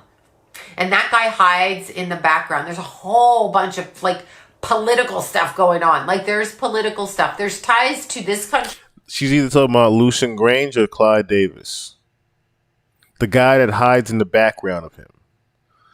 I'm thinking that one, especially since Lucian is one of the defendants in the case. My guess is Lucian Grange on that one, but it also could be Clive Davis. That country, don't think it's just about the music. The clothing was the clothing people love. I've talked to dudes that love the clothing. You hear the kids in school; they all want to wear the clothing, right? The clothing is a front for something else. The clothing is a front. Of course, they have to produce clothing, obviously, or you can't sell clothing. But it's a front for something else. That clothing traveled all over the world. What happened as that clothing was traveling all over the world? That's what Jonathan Oddie was talking about. Remember when Jonathan Oddie said that the hip-hop agenda and everything like that was being used as a cloak? It was pretty much being used as an agenda. They were trying to just use it as a way to push an agenda in the drugs and the trafficking. That makes a lot of sense. So pretty much as they were sending off clothes and whatnot, merchandise and all that, they were also trafficking the children as well as the drugs and everything. Wow. That makes a lot more sense now. That too is going to be rectified. So this man's going down. Within 4 years, I see his energy kind of whitewashed out, and I don't feel he's around. I know that something comes up around Easter time in reference to him and other people accusing him. I don't feel he's going to go to court ever. I feel it's going to be a continuation of dominoes until he can't take it anymore. And then there is a moving away, both in a physical sense and an energetic sense. But remember, they are shutting his mouth. He cannot speak. So that's coming up on him. Like, that's happening. They're literally, energetically shutting his mouth. So he can't even defend himself. He won't even be able to speak to justify what he did. You know, some people are like, yeah, but she deserved it or he deserved it. That's not even going to happen. He can't say it. They are shutting him down from communicating. The next thing they're going to do is turn our focus this way while he goes that way, and he won't even understand it. So this man is in a whole lot of shit on an energy level. It sounds like they're going to remove him. It sounds like he's going to... That's why she said he's not going to go to jail. It sounds like he might be killed before he does. And he's going to understand, and he's still not fully cognitive of what he did. So he himself snaps in and out of like, yeah, that wasn't a good thing to do. I didn't do anything. Like, dude, I paid her. I did this. He snaps in and out of that. He snaps in and out, in and out. So I wouldn't be surprised if what I'm seeing is like a drug addiction he may have or a way of tuning his mind out. But he should not be trusting anybody around him, like nobody, because they will turn on him. And there's 3 people directly close and tied to him that are going to go down as well. And by go down, I mean lose their money, their status, and their power, and be energetically shunned and tied down. There is such a thing. The frequency does it. He's staying behind in a frequency. And when you live in that frequency, you're not going to achieve anymore. That's what people don't understand. They think when they're 20, 30, whatever, and it's cool, they can do all of this. Then the frequencies change on the planet. And what they've done becomes abhorrent to other people when maybe other people understood it back then because they were benefiting. But that's not the case because he doesn't have control of all of his money. That's what I'm seeing. And Kim Porter's energy is very much focused on her family and wanting them to know that she's trying to be around them. And in fact, I feel like they know she is around them. I feel like that. And there's one of her children, I'm sweet daughter, so I feel like obviously it has to be a daughter, but I feel like she constantly watches this one because it's a struggle. She watches this one. She wants her... Now, never think because someone died that they're dead the way they describe it. Because she's very much alive frequency-wise. Frequency-wise. So she has some say-so over her kids. Don't kid yourself. She may not have the say-so you and I have in a physical sense. But she is right there with her children. She can impose ideas on them and help them understand things in a different way. And I always thought that too, you know, regardless if a mom passes or her kids pass, I always felt that a mom will always have some type of spiritual or energetic connection to their children. That's why I always thought that God was a woman. In my opinion, I think God is a woman because women are the only ones that have the the power of creation and production as far as making an entire human being. Only women can do that. Men can't do that. That's just the truth. That's just the truth. So I get where she's saying that even in death, she has a connection to Christian, a connection to the twins, amongst other things, you know? She has a deep connection to them. It's in the mitochondria. I definitely believe that, you know, like I said, women will always have some type of connection to their children. So that they react differently. What she's trying to do now is neutralize the harm that's going to be put onto them by being in proximity of their father, meaning because they're his offspring, people are going to say challenging things and do challenging things to them. She's trying to kind of offset that. Oh my God. Okay, hold on. Stop. Offset. Is there a connection to P. Diddy and Offset? Is there some sort of a connection? Now, remember when I specifically had said this, that, okay, so I had pretty much did the video, and I'm going to put it up on the Patreon as well, the full uncensored version of that. I pretty much had broken down how Diddy had a hand in the passing of Takeoff. So if you remember, I'm just going to do a quick summary of this. If you remember, we got Uncle and Few the same exact week Diddy signed to Motown. Very prior to that, around that same exact time, Diddy did the party for Coach P. Now, fast forward, the separation between Offset, Quavo, and Takeoff happens, right? Right in the middle of that whole thing where Coach P and Diddy had the birthday party, there's also a little beef between Quavo and Offset, to where now it's just Uncle and Few, and then Offset's doing his own thing with his own solo album, right? On top of that, in that same video, I broke down how we might not even have Offset around anymore. Matter of fact, like I said, being that we're going to be going to the Patreon with this, what she's talking about is that, like I said, we don't necessarily have Offset around anymore. And I want to show you guys this video. The car accident music video. So there was a video called The Red Room that Offset had did. I have to bring it up on a different player, of course, but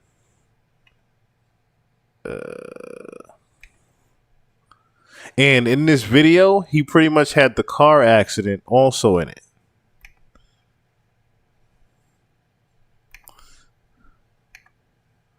I got you guys right now.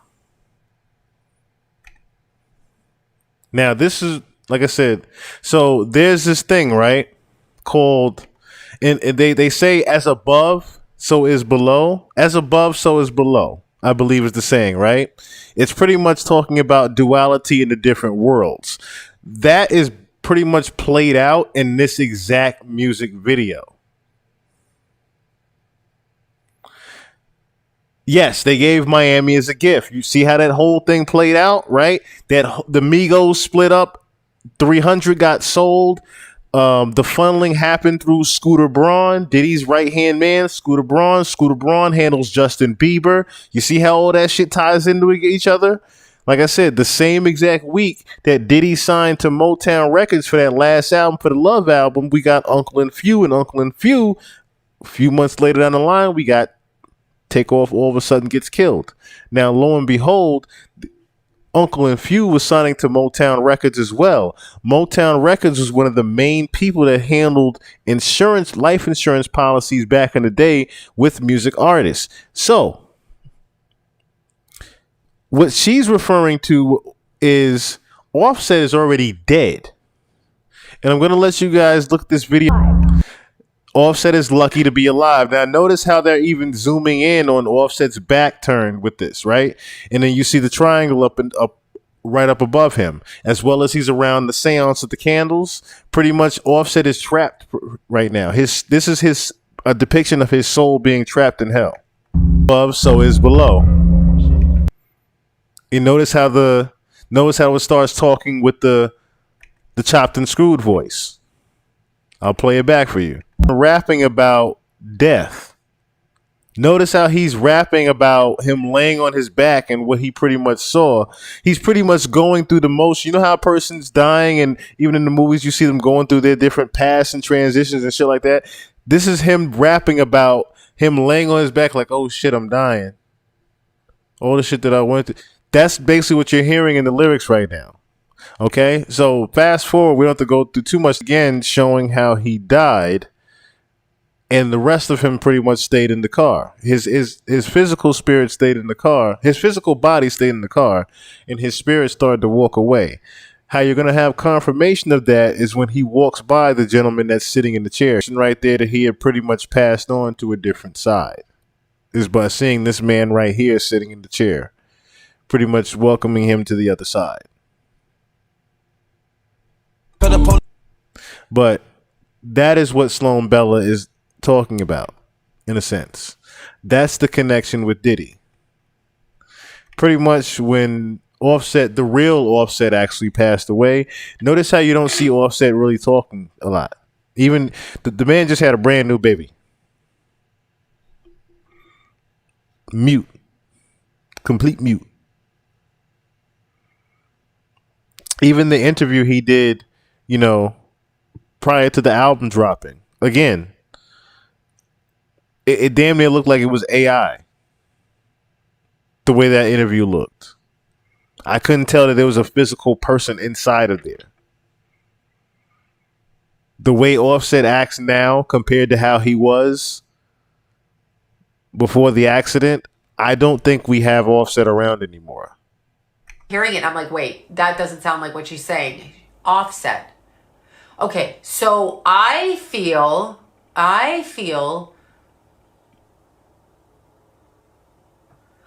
okay, he's responsible for a lot of things, but he's not responsible. He's also taking orders from somebody a higher up. I'm wondering what the connection is to Offset with P. Diddy. I have no idea, but I just keep hearing this right now. Like, I can't stop saying his name, and I don't know him or what kind of music. I know it's hip hop or rap or something, but there's a connection there as well. So we're going kind of down that road.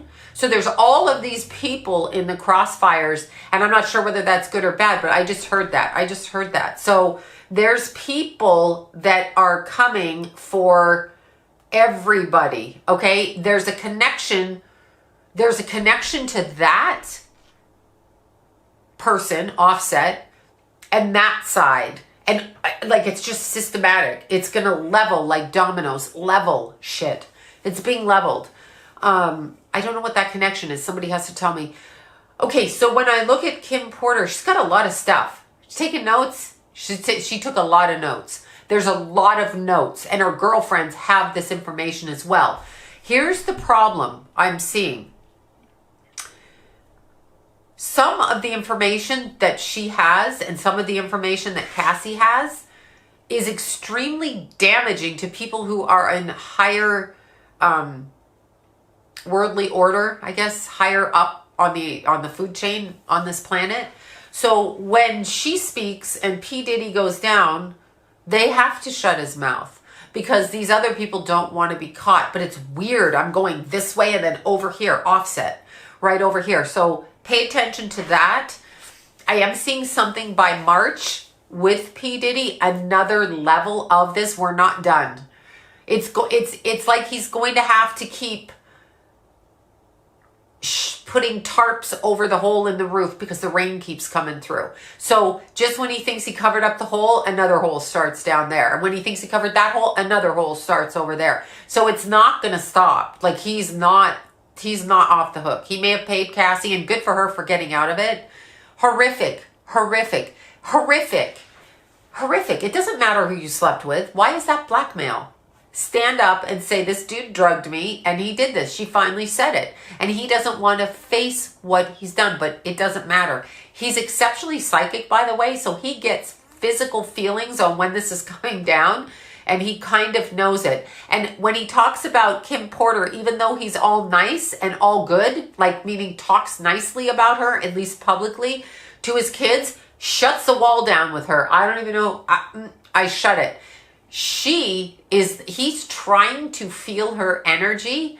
And I'm going to put it this way. Once she ended up dead, okay, Kim Porter, when she died, and they use the word dead wrong, because when we pass out of this physical existence, we are not dead. Dead is the absence of God in your life. So to step away from God, okay, and your soul is to be dead, we pass out of our physical body, as Kim did.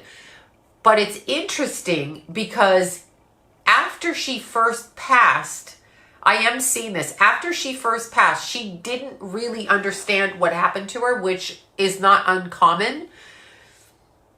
And I feel like P. Diddy tried to hook into that energy to keep her energy close to him here so that he could kind of wear her energy even though she had passed. So he tried to keep that close. She got away and she blocks herself from him. He can't. That would make sense to why he said that he summoned when the song with he did with Babyface and Little Rod. That would make sense to why he tried to summon Kim Porter. He was trying to harness her energy again, and she pretty much had blocked the energy off. Thus, that offset, crazy how that even comes. That word comes back around. It pretty much offset things. So him summoning her, trying to just harness her energy, pretty much offset this string of bad luck, or not even bad luck, this string of all the court cases starting to come in now. Literally a month after this nigga did that song, the Love album got pretty much, overshadowed by the Cassie case. Literally about a month after this nigga did that song, not even 90 days after they did that song, that Cassie case came. Get to her. They spy out of their bodies. P. Diddy knows what I'm talking about with this. He gets out of his body and he can see shit. Meaning he can dream it, he can frequency vibe it, he can go on the astral, he can see it. He can see it. And they watch when their own die. Okay, so when their family members die, their rappers die. He's talking about another rapper here. He's not, she is. There's another one.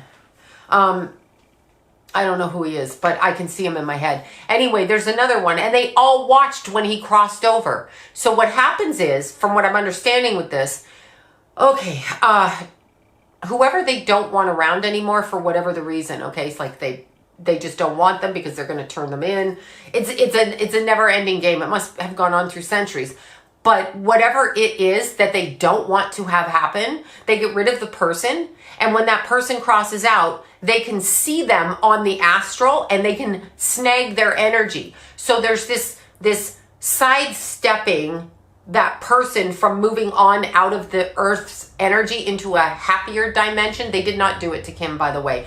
But there is another rapper that died very recently who they did do this to, who they did block the energy. And when he stepped out of his body, he stepped right into them, right? Like, I don't know who this person is. I can see them, but I don't know who it is. When he died, he crossed out, okay? Like out of his physical body, he died. And when he did, he saw them and they were alive. Takeoff. She's talking about Takeoff. Watching him die. And that's kind of what happened to Kim. And she pulled away from that energy. She was protected. So she didn't get caught in that. But that's what they're trying to do. They're playing a next level game of chess.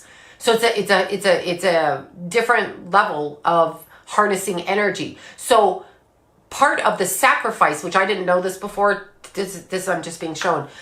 Part of the sacrificing of a person or killing of a person probably happens in the mafia.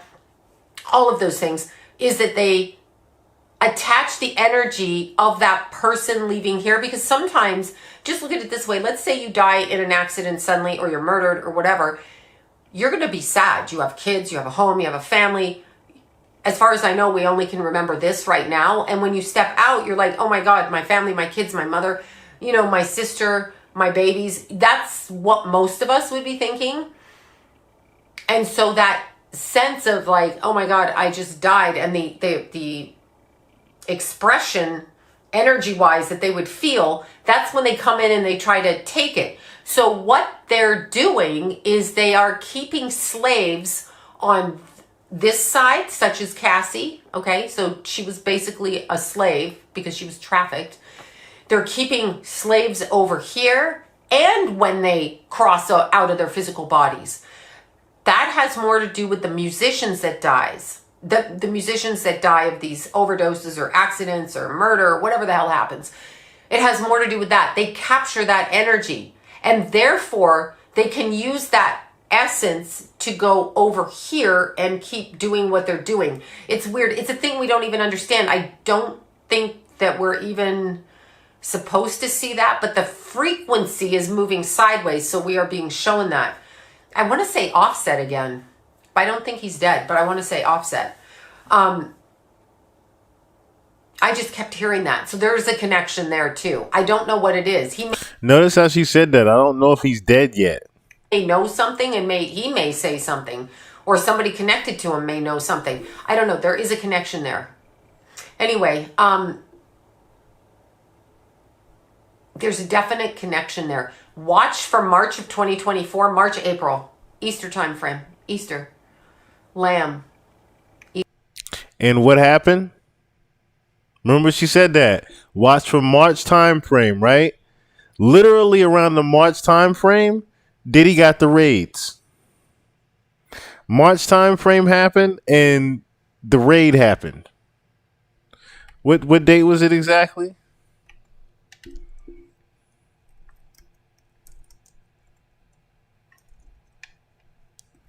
Diddy home raided.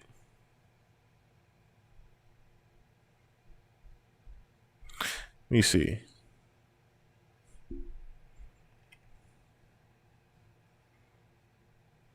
Yeah, it was in March. Yep. Federal authorities raided Diddy's homes in March. She called it. She not only called the Cassie case when it was going to happen in November, but her and Kim Porter let us know when Diddy's house was going to be raided. And you heard her back there in the other video of when the trial was going to happen. All this is coming to fruition right now. All of it is coming to fruition right now. I think that, you know, it's a great thing that we take notice that this is mainly about the trafficking that's going on, especially since we have to kind of look at things from a third eye perspective. Because at the end of the day, you know, the trial is still going to be, you know, looked at on a surface level. What I mean by that is this is pretty much, you know, the cat and mouse game is almost over, right? Like Emil Mendez just said, the soul snatcher, aka the moon. Of course, the grand jury is not going to talk about the harvesting of people and souls and whatnot, right? The sex trafficking, right? So it makes me wonder, and we have to now, of course, ask ourselves, what exactly are the premises going to be for the case as far as what court cases they're going to actually look into, okay? Are they going to necessarily look into the Little Rod case? Are they going to look into, you know, are they going to consider Cassie's case back on the table? That's it. That's up for consideration as well. But furthermore, how much are they going to actually protect? So in Dawn Richards' case, she has a lawyer by the name of Lisa Bloom. Perfect example, right? Lisa Bloom was on the side of Harvey Weinstein at one point, defended him, but then she also turned around and defended his victims. and one as well. Reason why I'm mentioning that is because if we're thinking about, like I said, this being one of the biggest one of the biggest high profile cases you could think of next to OJ right now, how much are they going to actually protect Diddy on? As she just said, I don't think Diddy's going to actually go to jail, because I think they're going to actually remove him beforehand, because if they're able to convict him even on the slightest of things, it still sheds light on other things that are going on within the industry. So how much are they going to actually protect Diddy on? Remember, they did a whole home raid of his house, and only the tape of Cassie being shoved around the lobby up there in that hotel was released. God knows what else and what other bits of information as far as video confirmation do they have. Because if they have certain surveillance of this person getting killed, or certain surveillance of him talking about how he masterminded this person's killing, or masterminding this person's manipulation, certain things, certain manipulations coming from other powerful people that are in the industry that he's had do things with him in order to obtain personal favors. You see what I'm getting at here? What if he has something very, very, very concrete on, say, Lucian Grange, right? Say he has something very concrete on Lucian Grange. How much are they going to protect Diddy on? These are the things we have to think about here. Because at the end of the day, to protect Diddy, you are also protecting certain powers that be. So, perfect example, Don Richards' case, right? To protect Diddy, you were also somewhat protecting a Jimmy Iovine. You were also protecting, what did do, Karina? You were also protecting a Lucian Grange. You were also protecting a Clive Davis. In certain instances of protecting Diddy, you were protecting one of the biggest and most powerful people in music, like I said, Lucian Grange.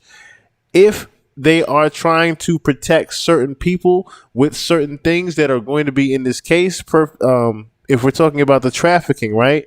Some of those things can easily be implemented and tracked to the other executives. Certain instances can be tracked to other executives. Perfect example, Jimmy Iovine literally just had his own sexual assault case prior to, I was going to say either around the same time that Diddy had his.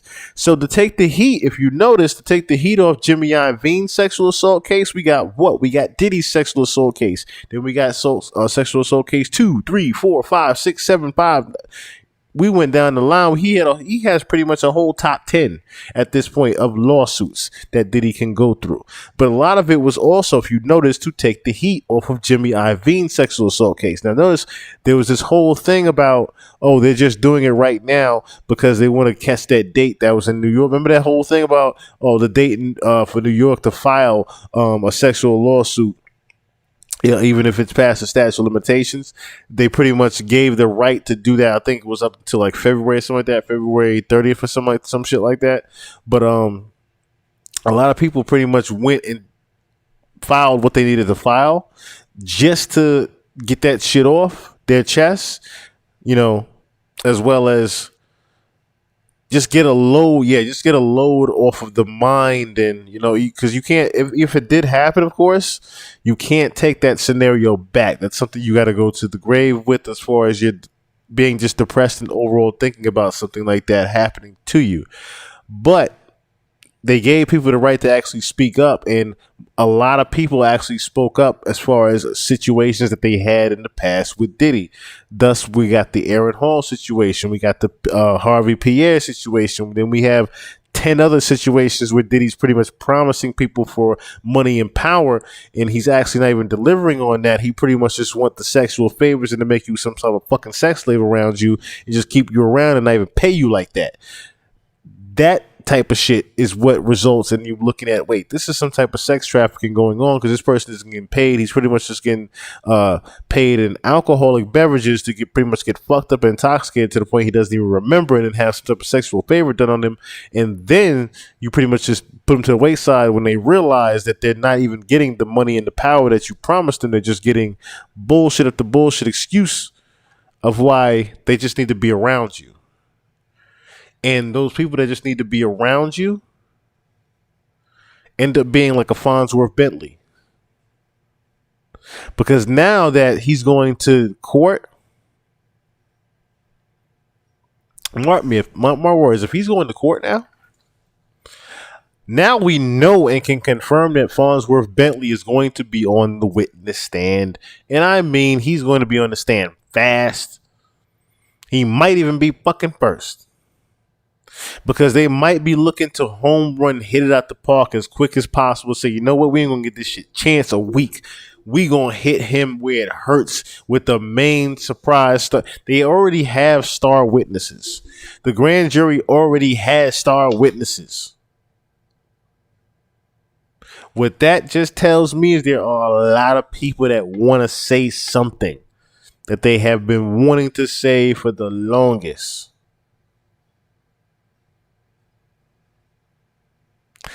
I cannot wait to see what happens with this trial. Furthermore, I also want to know, now that he's going to trial, now I want to know what is going to happen with those receipts that Mace was talking about. Mace said your mom got the receipts. I remember that specifically. Yo, how dare this nigga talking about he want receipts? Let's start with your mother, nigga. Your mother got the receipts, nigga. Everything is in your mother's name. That's the one who got the receipts, nigga. You need more proof, nigga? Biggie ain't here, so Big can't give you no receipts. He dead. Craig Mack can't give you receipts. He dead. What are you talking about? Who else? Black Rob can't give you receipts. He dead. And everybody else you made sign paperwork so they can't talk about what I'm talking about. I'm the only one with the guts. You're not signing it, nigga. Because I ain't need the money. All money ain't good money. Remember that. That was the realest thing that I remember Mace saying. Because another thing is, Mace is one of the people that, you know, he pretty much set a lot of this off. Mace set a lot of this off. Let me see if I have that video here too of, excuse me, where he talked about where he pretty much let everyone know that this was going to be happening.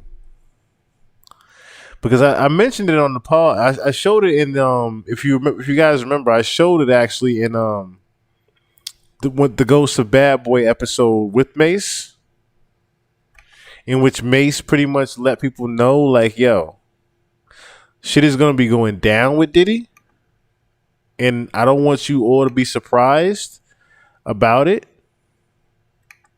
I'm just gonna try to find that video for y'all real quick. But yeah, it pretty much let me know that Mace was gonna be working with the feds in some type of way. He was going to be working with them in some type of way. Yes, this video right here. Mace sets the church straight. That was the name of the video. Mace set the church straight. Let me see if I got it here.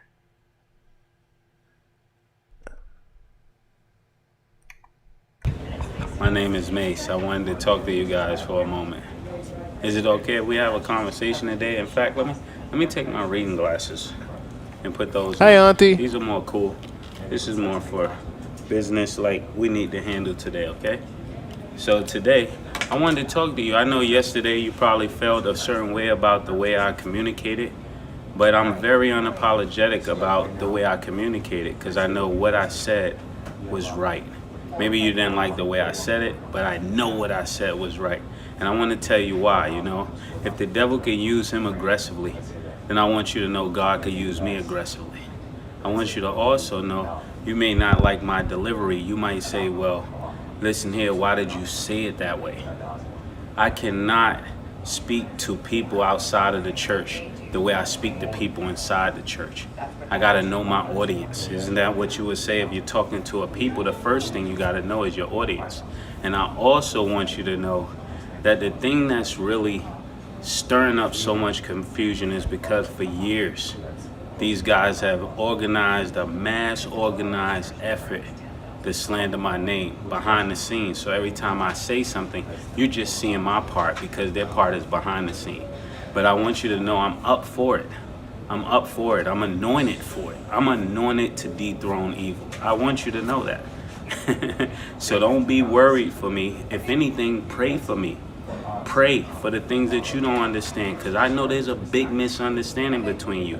The first thing that comes to my mind is about how in Proverbs 18 and 17, the Bible talks about how you can hear one side and it seems right until you hear the other side. Until it's cross-referenced, you don't know that so much of the truth has been missing from what you've been informed about. The second thing I want to talk to you about is the story about Isaiah 40. What is that? Isaiah 54 and 17, where the Bible talks about in Isaiah that no weapon formed against me shall prosper. So if you see me being aggressive, it's because I know no weapon formed against me shall prosper. But isn't it sad that that's the only part of that scripture people understand? The very next statement in that scripture, and it is loaded with content, it's loaded with revelation, but the very next part of that scripture says, and if any man, or any tongue rise up against you, you shall refute it. And that's what I did. He said something and I refuted it.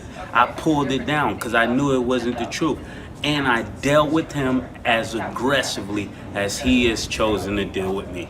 Another thing I want to tell you, the third but not last thing. Think about this. I went through every step on how to deal with him. Every step on how to deal with Puff biblically. I dealt with him biblically. That's why I felt aggressive about it. I felt like I did not have to change my strong approach. Because number one, I went to him as a brother when things were not right. Secondly, I went to him with a witness. That was Rodney Jerkins. Like the Bible says, if you don't get it right with him, go back to him with a witness. I did that. The third thing it tells us to do is go to the church. Bring it before the elders. I reached out to his bishop. His bishop declined to mediate the situation. So I just went to step number 4, which is mark him as a publican and have nothing to do with him. And that's what I did lyrically. And that's what you guys have a problem with. So I don't know if it's me or you got a problem with the Bible, because all I did was handle it the way you're supposed to handle it. And I'm up for all the smoke he has to bring. Puff can't beat me at anything. Anything. And he knows that. And I'm up for the challenge. And until I see you again, just know I may do a lot of things you don't agree with. Pray for me like I will pray for you, instead of letting your voice be used against something that could be a phenomenal change for our culture. We don't need no more leaders like that. We need new gatekeepers. If there's ever been a company, just think of this, that handled those people that way for 20 straight years, you wouldn't keep them in leadership. So why should we keep these same gatekeepers who have done nothing but exploited us and used our talents against us for their own gain and their children? Until then, I'm signing off. This is Mace. This is Mace and Betha. However you know me, it's how you know me. God bless you, and I hope you was able to hear my heart. Until then, I love you. Okay, so pretty much Mace was one of the ones that set this whole thing off. Like I said, about a year after Mace did this, now this video was originally titled Mace TD Jakes Diddy. That's how I originally stumbled upon this video. But then the name had got changed by Mace, of course, to Mace Sets Diddy and the Church Straight. Notice how it also says Diddy and the Church Straight. So, like I said, that tells me right there that what he was trying to pretty much hide, that TD Jakes, he was the original one that pretty much let everybody know that TD Jakes and Diddy were sleeping together, and that those Diddy parties were pretty much sex trafficking parties. Mace was the original whistleblower of all this. Then we got Cassie in the court case, And then things started to just roll on down the line from there. Now, I started looking at some of the court cases here. And literally, the biggest thing that stands out to me is the fact that inside of the Rodney Jones case, inside of Mrs. McKinney's case, and inside of Cassie's case, you have them all saying this one thing that is pretty much going to fuck Diddy over.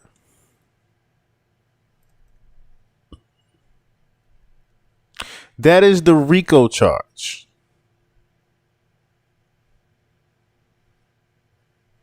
The whole way through these allegations, you literally see it say the RICO charge, the Combs RICO Enterprise. Look, in the Rodney Jones one, you see RICO Enterprise. Look at English's RICO Enterprise.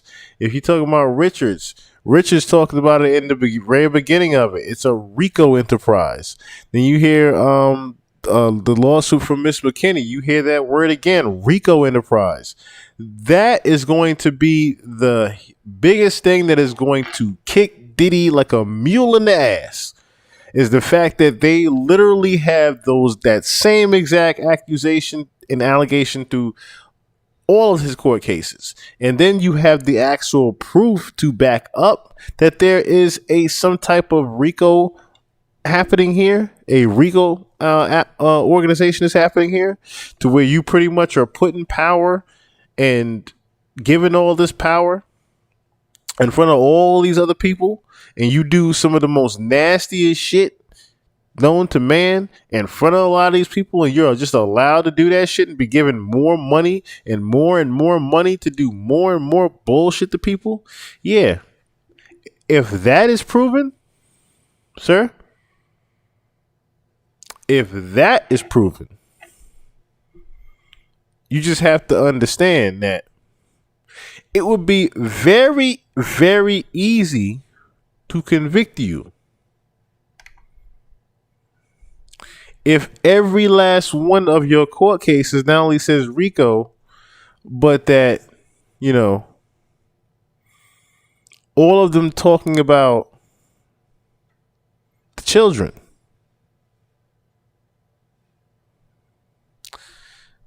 It's that part that everyone's going to have to take a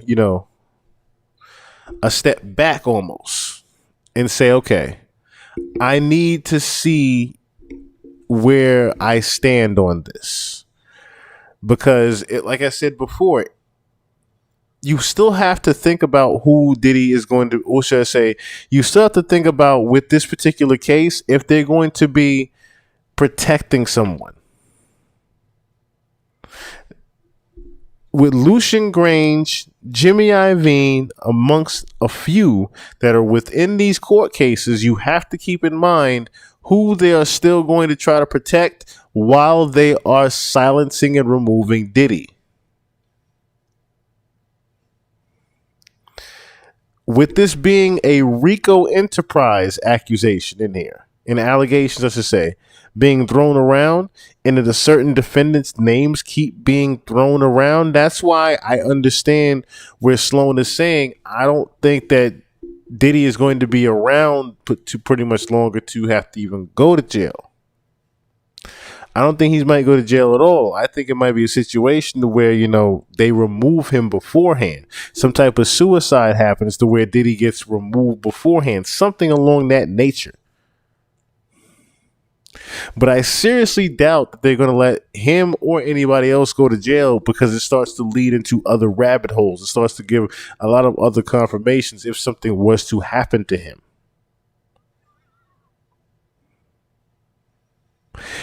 It's only a matter of time before, like I said, they actually tie in all of the court cases at one time at this point. They don't have any other choice but to tie in all of the court cases at one time. And if we're talking about trafficking, we have a lot of other evidence out there of him doing the trafficking. Remember him going to St. Barts with Rod?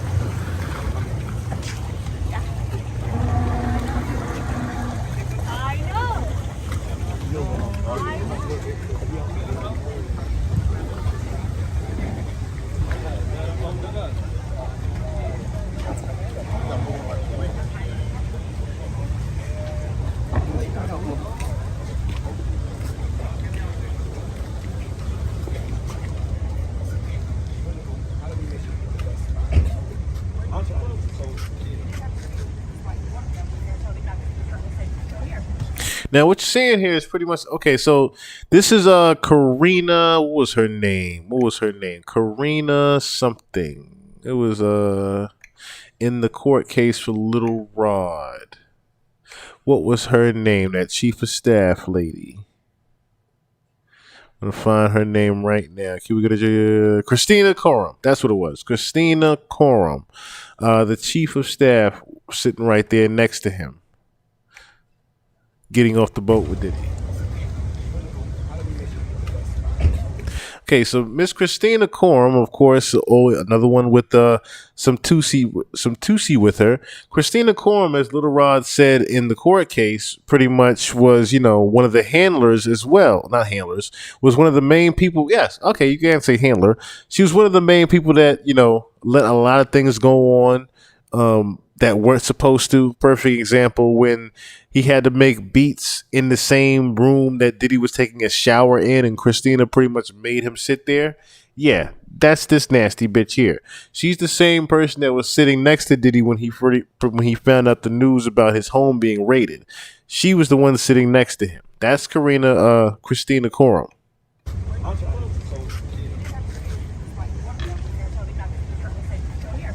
Should we go check it out? Well, right now, or you want to do it tomorrow?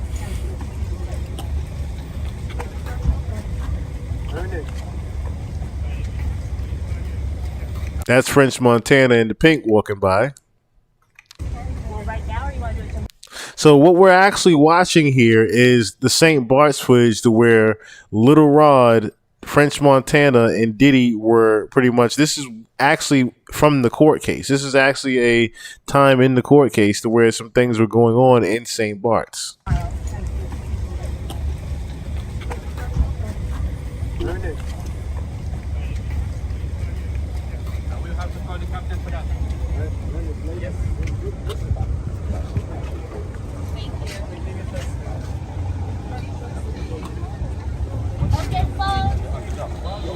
Yeah, the best part will be for the boat, the road side.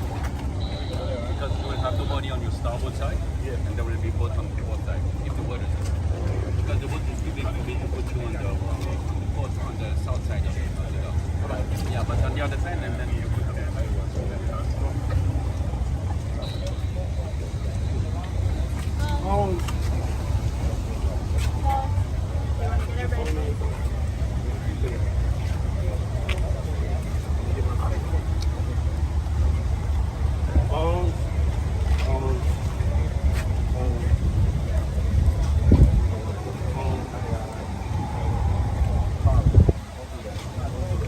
See how he quietly said at the French Montana, don't do that. Where he's collecting all the phones.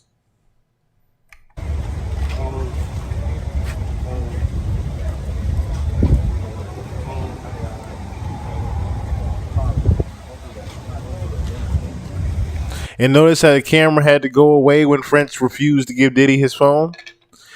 I was so taken back by this entire scene, especially that it got put on camera, and I'm wondering now if this was some footage that Little Rod possibly had, leaked himself, because Little Rod said he had tons of camera footage of what he was actually doing when he was out there with Diddy.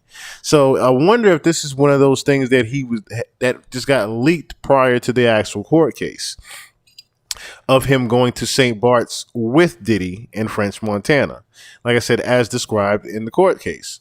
And I was taken back by him taking the phones of everyone, literally taking the phones of his kids, Little Rod, even his the staff. He basically had everyone's phone was being put into the bag. It wasn't like they were going to get in the water.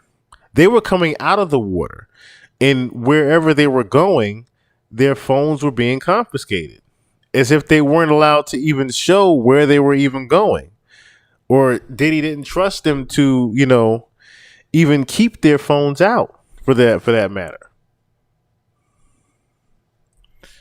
This is once again on public display, the trafficking. That is on full display right there. Now I'm gonna see if I can find. Okay, so they might have. I wonder if he's cleaned out the.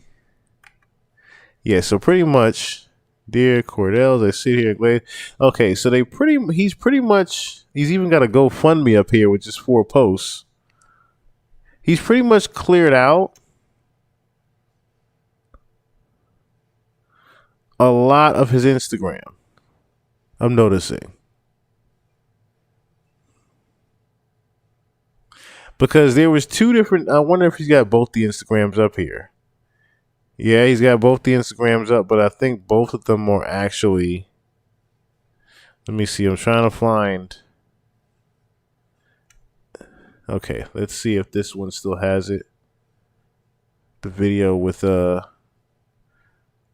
on the boat with French Montana. Let's see if this is gonna show me it here. Because he has 2 Instagrams. Gonna see if I can find that same exact one.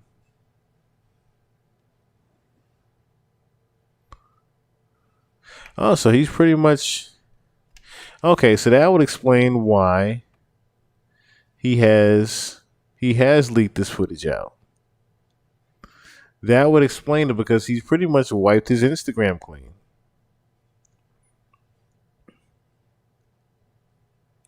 Yeah, he's wiped the Instagram clean. But if you guys want to go back through my channel, I actually, showed everyone this particular Instagram before it was actually, wiped clean. So definitely go back and look through the channel and it'll show you that, before his Instagram was clean, it'll show you a couple of videos that he's with Diddy. It'll show you the repeat video of him being on the yacht with him while Diddy was working out. Just so many different instances. Him in the studio.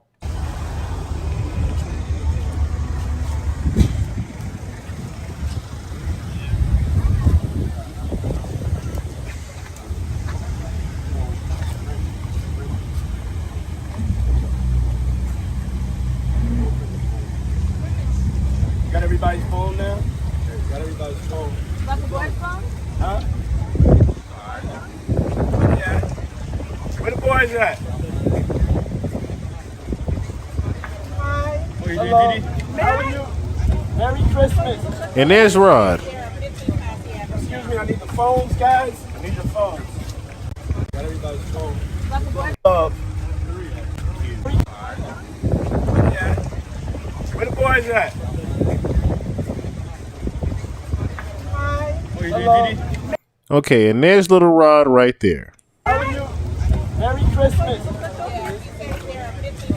Excuse me, I need the phones, guys. I need your phones. I need your phones. I need your phones. Thank you. Thank you. Notice how he ran up on him for those phones. Yeah. Thank you. Thank you. And Quincy, I know you have 2 phones, Quincy. Oh, there you go. That's what I love. Yeah. Just Glow. So proud of you, Just Glow. Look at that. Got all the phones. Do I have everybody's phones? So we got 2 cars. We got this car and the car over there. How would you like to? I mean, yeah, we can go get a movie minute. Hey, I can. Okay. Joe, somebody hold the phone back. Show me the hold.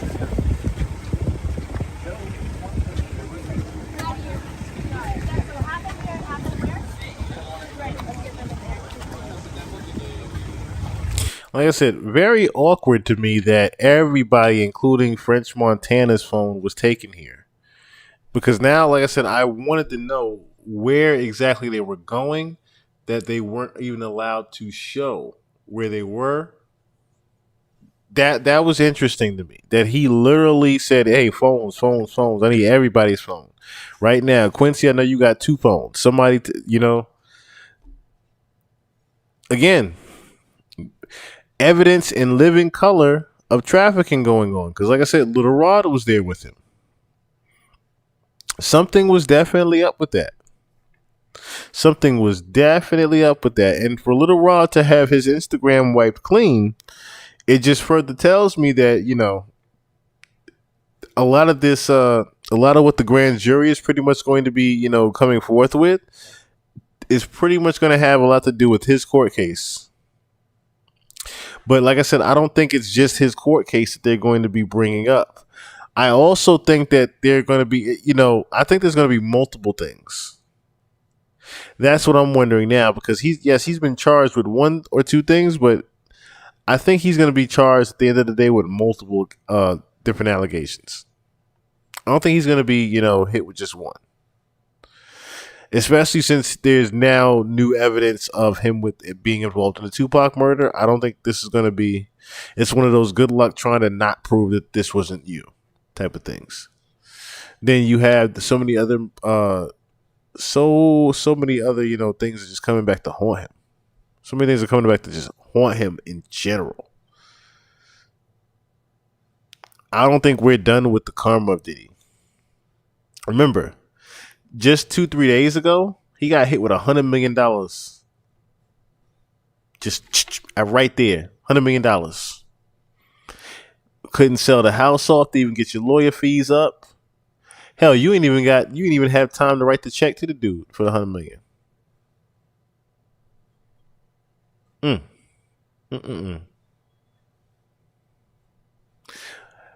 They say, you know, karma can come quick around the bend, doesn't it? So, with all of the things that he's done, I can definitely see how they're going to try to remove him prior to him going to any type of trial. That's where, you know, it has to also come into play Diddy's age and how easy they can, you know, try to get that off. But I think this is the thing where they're going to just make him just commit suicide and just say it was him. That's the only thing I could see happening, to where, you know, a Lucian Grainge doesn't have to go to court. A Jimmy Iovine doesn't have to go to court as far as defending themselves. I seriously doubt the powers that be are going to allow Diddy at all to continue with what he is doing. There's just no way, because they have entirely too much at this point. They have way too much. They can convict him tomorrow if they need it be. That's how much shit that they have. And welcome back here to Live Now from Fox. I'm Andrew Kraft. We do have some breaking news we want to report to you out of the world of entertainment. We're getting this in from TMZ. Alex Michelson there at Fox 11 in Los Angeles has it in this tweet here that Sean Diddy Combs has been arrested after being indicted by a grand jury in New York. That's according to the New York Times, also according to TMZ as well here. It's not immediately clear what charges he is facing. So this is quite significant here. I want to just show you some file footage of Diddy over the years. Now, TMZ has an update saying that a law enforcement source is telling them the arrest was scheduled for Tuesday, but something happened that caused the feds to move in a day earlier. So Diddy, if you're just joining us here, was just arrested and taken into federal custody in New York tonight. Sources tell TMZ Homeland Security swooped into a Midtown hotel late Monday where Diddy was staying, and they arrested him. Also, TMZ says we have unconfirmed reports the feds are searching his hotel room. They were told that Diddy was taken to the FBI field office in Manhattan. My whole thing is, why would you not search the hotel room?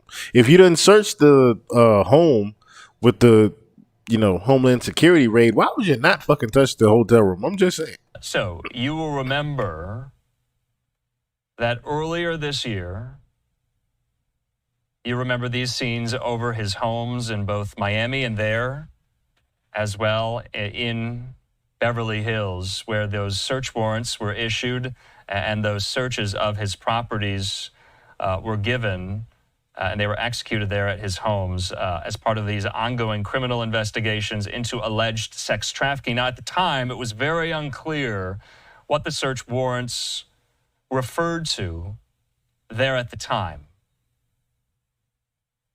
But according to TMZ, the arrest tonight is in connection with those searches. And you remember at the time that we were over this story for a very long time that day earlier this year. I'm trying to get an exact date from my producer to jog my memory. March the 25th. So March 25th, the same day, 2 of Diddy's residences were searched by federal law enforcement there in Beverly Hills and his home in Miami in connection to what we knew at the time was an alleged federal sex trafficking investigation. And you remember these scenes, his mansion there in the Holmby Hills and his mansion there in Miami. So this is breaking right now. We are working to get more details. We are working to get more people on the line to help us make sense of what exactly happened today. But all we know right now is that Diddy has been arrested in New York. The New York Times and TMZ both have it. I have it up here at the New York Times.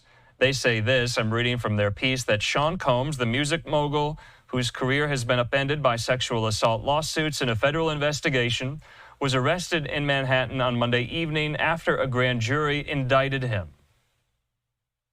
Now, this is important. At the time, we brought on legal affairs journalist Megan Cuniff, who is based in Los Angeles, and she noted at the time, back in March, that it looked like these warrants were approved by judges in New York, which led Megan Cuniff to believe at the time that maybe the U.S. Attorney's Office in the Southern District of New York was the lead on these probes and these investigations into federal sex trafficking allegations here. Now, that was Megan Cuniff's supposition at the time. I think it has borne out now because Diddy was arrested by federal authorities in Manhattan. And from what I was told, from what I remember at the time, a judge in New York signed. That name sticks out to me, though, Megan Cuniff. Who is Megan Cuniff again? I forgot who Megan Cuniff is. Megan Cuniff, yeah, okay. So she was the lady that covered the Tory Lanez story. I'm like 50-50 with her. I'm 50-50 with her because she pretty much is, she's on the side of the truth, I would say, with Diddy. But I didn't necessarily take a liking to her with Tory Lanez. Anyway. Off on the search warrants for the searches of his properties in Los Angeles and in Miami. Now, if we get any more clarification on that, or if Megan Cuniff, who we might bring on, can correct me if I'm wrong here. But at the time, Megan Cuniff, we had asked her, would Diddy be held liable or would any legal action be taken against him personally in the immediate wake and aftermath of those raids on his mansions in California and Florida? Megan Cuniff at the time told us she didn't believe it would happen immediately, that the feds would present their case most likely to a grand jury, which we now know has been done there in Manhattan. So according to the New York Times, the indictment is sealed. The charges were not announced, so we don't know the charges. But they have a source that says the person familiar with the prosecution, they believe Combs is being charged with racketeering and sex trafficking here. So 7:30 here on the West Coast, 10:30 there on the East Coast. This is a breaking news story right now regarding the music mogul, the hip-hop legend, Sean Diddy Combs, being arrested by federal authorities today in Lower Manhattan. And that stuck out to me right there is when he said the racketeering part and trafficking. So that means that they are definitely, like I said, the biggest thing that kept, their biggest word that kept sticking out to me, or sentence I should say, was the whole "this is a RICO Enterprise. This is a RICO Enterprise. This is a RICO Enterprise." Through about 10 different damn lawsuits, you heard and saw this is a RICO Enterprise, to where he is given money and given all this fame and power, and pretty much the higher ups allow him to do it, as well as they fund him to keep doing it. The whole RICO Enterprise thing is literally going to bite the industry in the ass if Diddy goes to trial. Like a long drawn out OJ Simpson trial type case.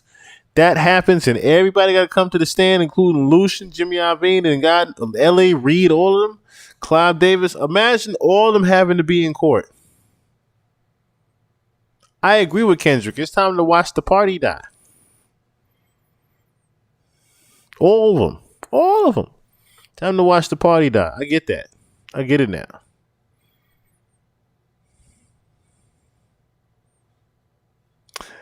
I cannot wait to see what happens with this whole thing here.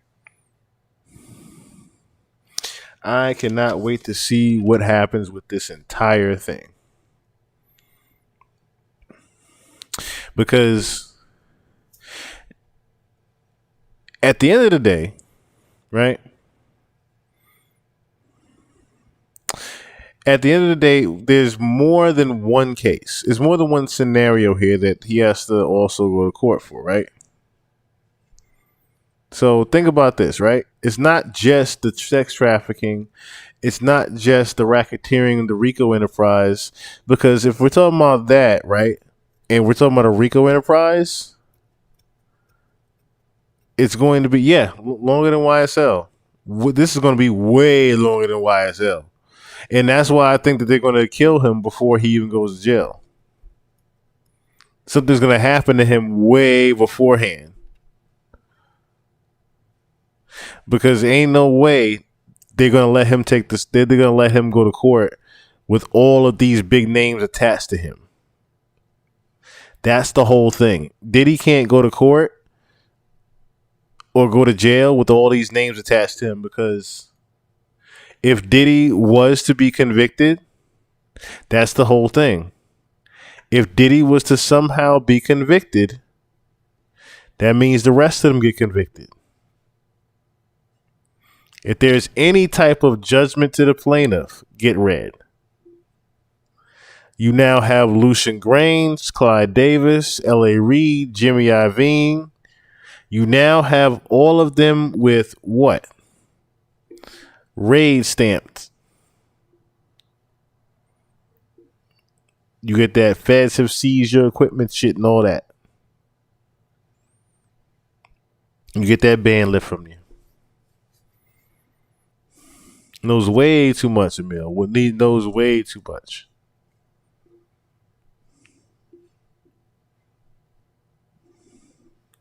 I cannot wait to see what happens in November. Especially since that was, a midi.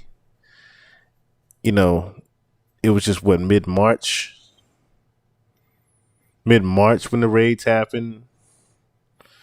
And she's saying that, by his birthday, that something else is going to happen to him. So this is prior to his birthday.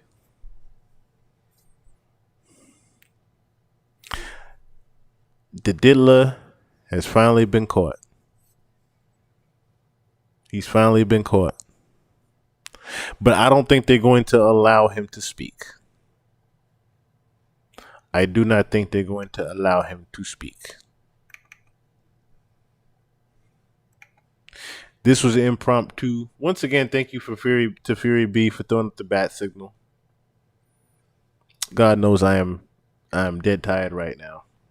I have to figure out my life right now. To be honest with you, I have to figure out my life right now. Shout out to Fury B for throwing up the bat signal. Once again, I was taken back by it. I just saw the big, they got him. He's arrested. It's like, what? Oh, this is real. I was like, oh, this is real. This is real. This is real. They finally got the diddler. They finally got the dealer. Real quick before I go, I just wanted to let you guys know. Of course, I did throw the Patreon link in the chat. Let me see. Should I throw it back up in there? Do I have it up here still? No, I do not. I do not. But I did put it up here in the chat for those that wanted to know. I'll put it again. Please, dear God. Please sign up to the Patreon. Please also like and subscribe here. And that is the actual email.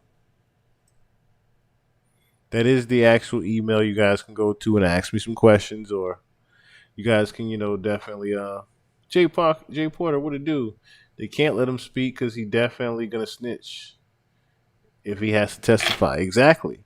And if he takes that stand, it's no different than why, God rest his soul, rest in peace, why they had to get rid of Rich Homie Quan. Quan was about to take the stand the following week. They knew they had to ask him about that barbershop and why the richest man supposedly in Bankhead had something to do with it. They knew it already. But definitely like and subscribe. Also, yes, that is the real Cash App. That is the real Instagram. You can hit either Instagram. The Instagram, I'll try to hit you back as soon as I can.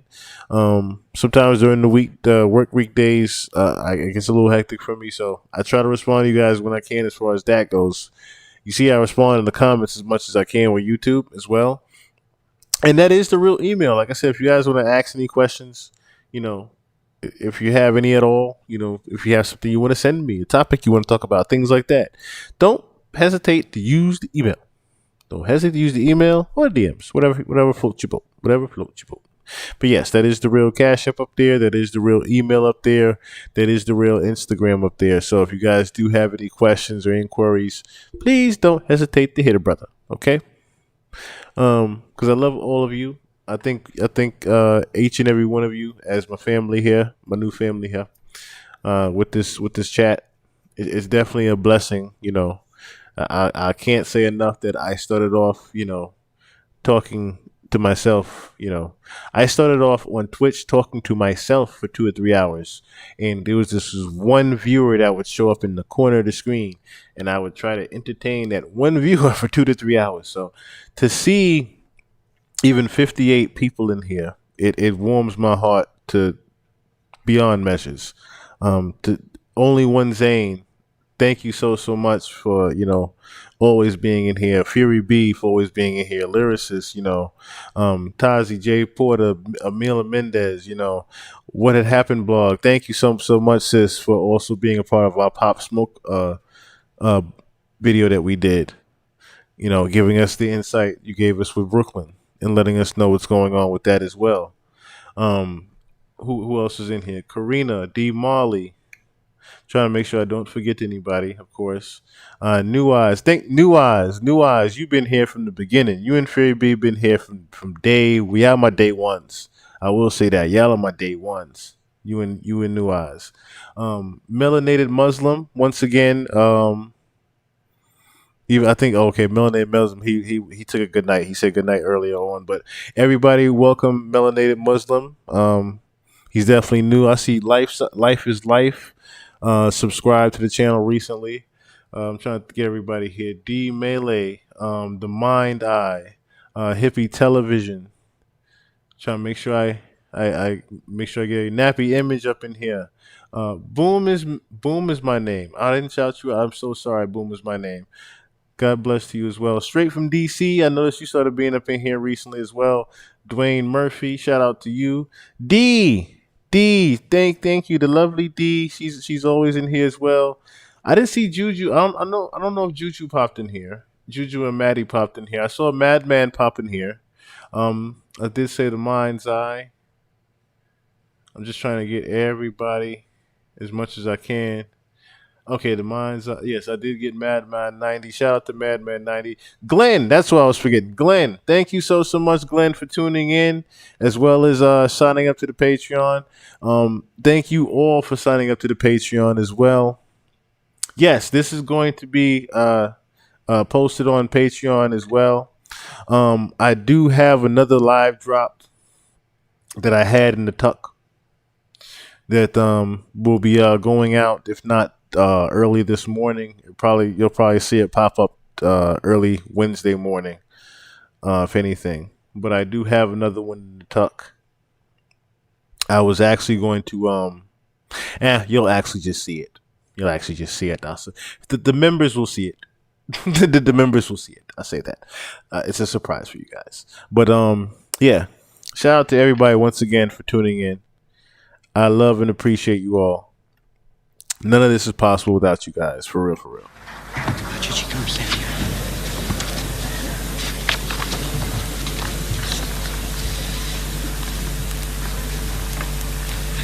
We all should celebrate right now. Ladies and gentlemen, we got him.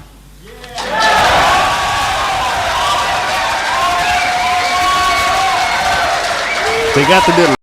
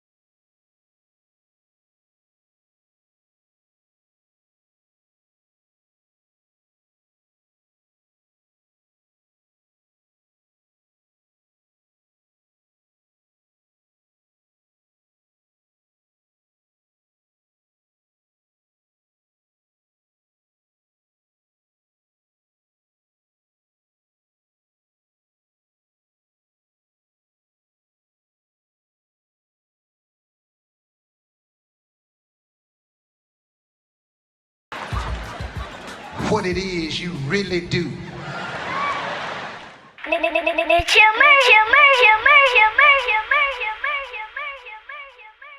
Bullshit.